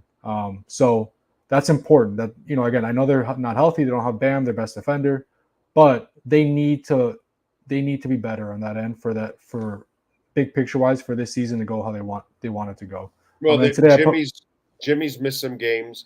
Bam has missed some games. It's been tough. They haven't been totally healthy, And then the other thing is the chef is still figuring shit out. And look, I think we're getting Caleb now turning the corner. For sure. We didn't have a healthy Caleb either, which is very important to this defense. If you're watching Caleb now, especially the other night, you're like starting to go, okay, I think now we're starting to get the old Caleb back. That's going to improve your defense. You know, Jaquez, I think, will get better as the season goes on. I think this team will get better as the season goes on defensively too. I think it's kind of early to assume that this is what you're going to get. I think there's more to come. And it seems like they understand that too, by the way, Anthony, that they know they've got to play defense because they're not the explosive offensive team out there. No. And yes, their offense, I think, is ranked 12th right now, which is very good for them. Pretty good. But that's them shooting, very high percentage from three. I think they're fourth best team 3-point percentage. Like, I don't know if that's going to continue. They might fall back a little bit on offense. But I would agree. I think their defense will pick up. But it is important that has to happen for this team. It can't just be assumed. They have to be better on that end. So I think that's definitely something worth monitoring tonight and moving forward. Yep, I'm with you there. All right, follow him on Twitter at Anthony_Chang. Anthony, enjoy the basketball. Enjoy the weekend, my friend. We will catch up on Tuesday. Thank you, sir. Sounds good, Big O. Thank you. Enjoy Vegas. Stay safe out there. Always. Thank you, sir. Appreciate it. Yes, sir. We will try to stay as safe as possible. Go enjoy a couple concerts and get out. Don't forget one of the best long snappers in the league as well, says Same Old Dolphins on Twitter. I saw the audio, of Ryan Fitzpatrick talking about Brian Flores yesterday and how Brian Flores was, brutal to Tua and how, because I didn't watch the game yesterday, and so I'm watching some of the stuff on social media, and I had not seen the Ryan Fitzpatrick comments that he was talking about Mac Jones, how he's broken. And the same thing with Tua, right? That Tua was basically broken from this guy. And you got to think about this. You didn't want Tua. You fought the front office every day and on draft day about this guy, right? And then you do everything in your power to not make it easier for him in order to have any kind of success. And I know that I saw Omar Kelly tweet out, the fluff interview that they did with Flo. And by the way, I told him it was fluff when he was on with us, that they did not push him. But I kind of get it, because that's why most of these interviews are never hard hitting, because you'll never get anybody on your show if you're hard hitting. Oh no, they're going to ask tough questions. I'm not going on there. So yeah. So it was kind of a love fest in that interview, but he lied in that interview about how he felt about Tua and what he thinks about him and all that. He lied. He flat out lied. And it's a great story to watch what's going on with Austin Jackson. It's fantastic to see what's gone on with Tua, but it also will put us all in a position that we now will have to say, hey, okay, wait a minute. Is it so black and white? Or is this like a Tua situation that the coach doesn't know what he's doing and he's the real problem? And we're going to have to do that more as a society. For me on this show, you all know, I blamed Flo because he couldn't build an offense. And so there was no way you could ever coach. By the time his last year, you knew he could not. He was what, on his third offensive coordinator and fourth offensive line coach, or was it fourth offensive coordinator and third offensive line coach, or whatever it was? It got to a point where it was just terrible, and he couldn't do it, and he wasn't helping his players, and he's not helping the draft picks, because now some of you are killing Chris Greer, and it's not really Greer's fault or Marvin Allen's fault or Reggie McKenzie's fault. They did their job. It's the coach that's not doing his job of developing the players. And then you watch Mike McDaniel and his staff, and he does a much better job of developing players on offense and on defense with Vic Fangio. There's a lot of streakiness at times with defenses here, even under flow. But it really highlights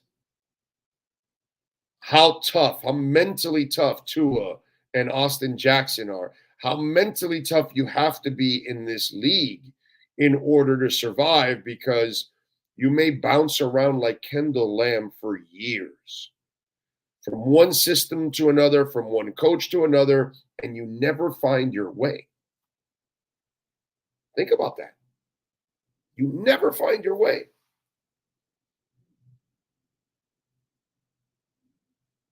And you could end up retiring, and people say, oh, he was a bust, he was a waste. And then some of us are going to say, well, maybe he wasn't ever in the right spot. Because it's possible, right? Kendall Lamb wasn't in the right spot till 8 years later. Liam Eichenberg, the light didn't go on till year 4, when he was away from flow and didn't have injuries. Same as for Austin Jackson. Rich Gannon bounced around, was a quarterback for the Vikings and the Kansas City Chiefs, and most of us looked at him like he was a backup. That's what Rich Gannon is, a backup. Then he lands in Oakland with John Gruden and in the perfect offense, and he becomes an MVP. Sometimes you need that right guidance, man. And if you don't have it, man, you are dead in the water. All right, what do we got here on the chat board? Remember, you can make a donation through Cash App or Venmo at Cash Big O Show. That is Cash Big O Show, Cash App or Venmo. Good thing about Orlando Robinson is he can stretch the floor. Yes, sir. Dude 67 is in the house. Flo, hey, Flo, you still blow, says Ray.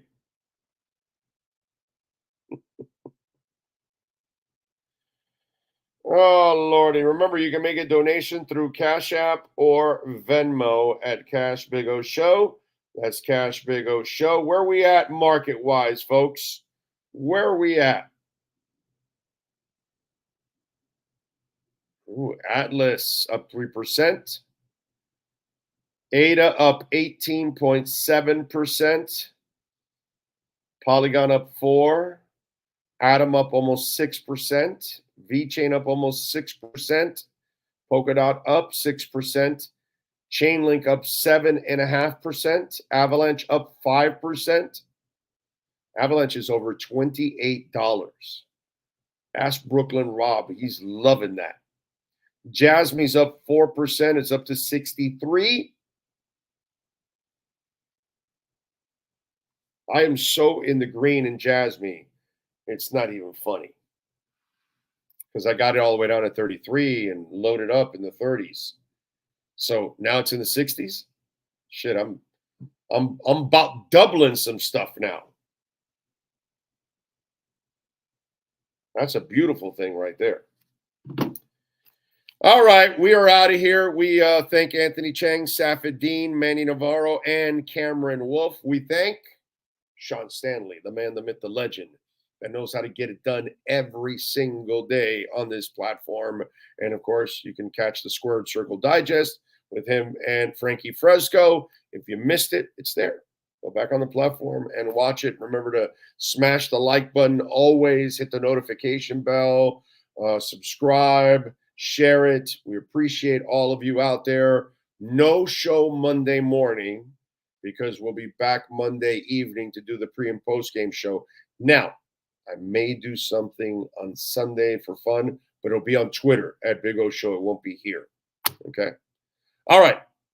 See you all maybe on Sunday. You never know. But tonight, you two in the Sphere. Tomorrow night, you two in the Sphere.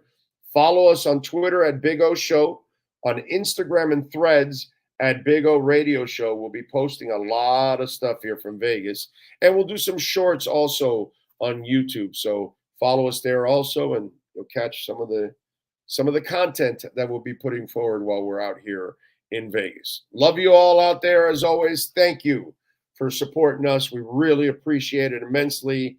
Stay strong. Please look out for each other. We're Americans. Nothing more, nothing less. See you later. Be good.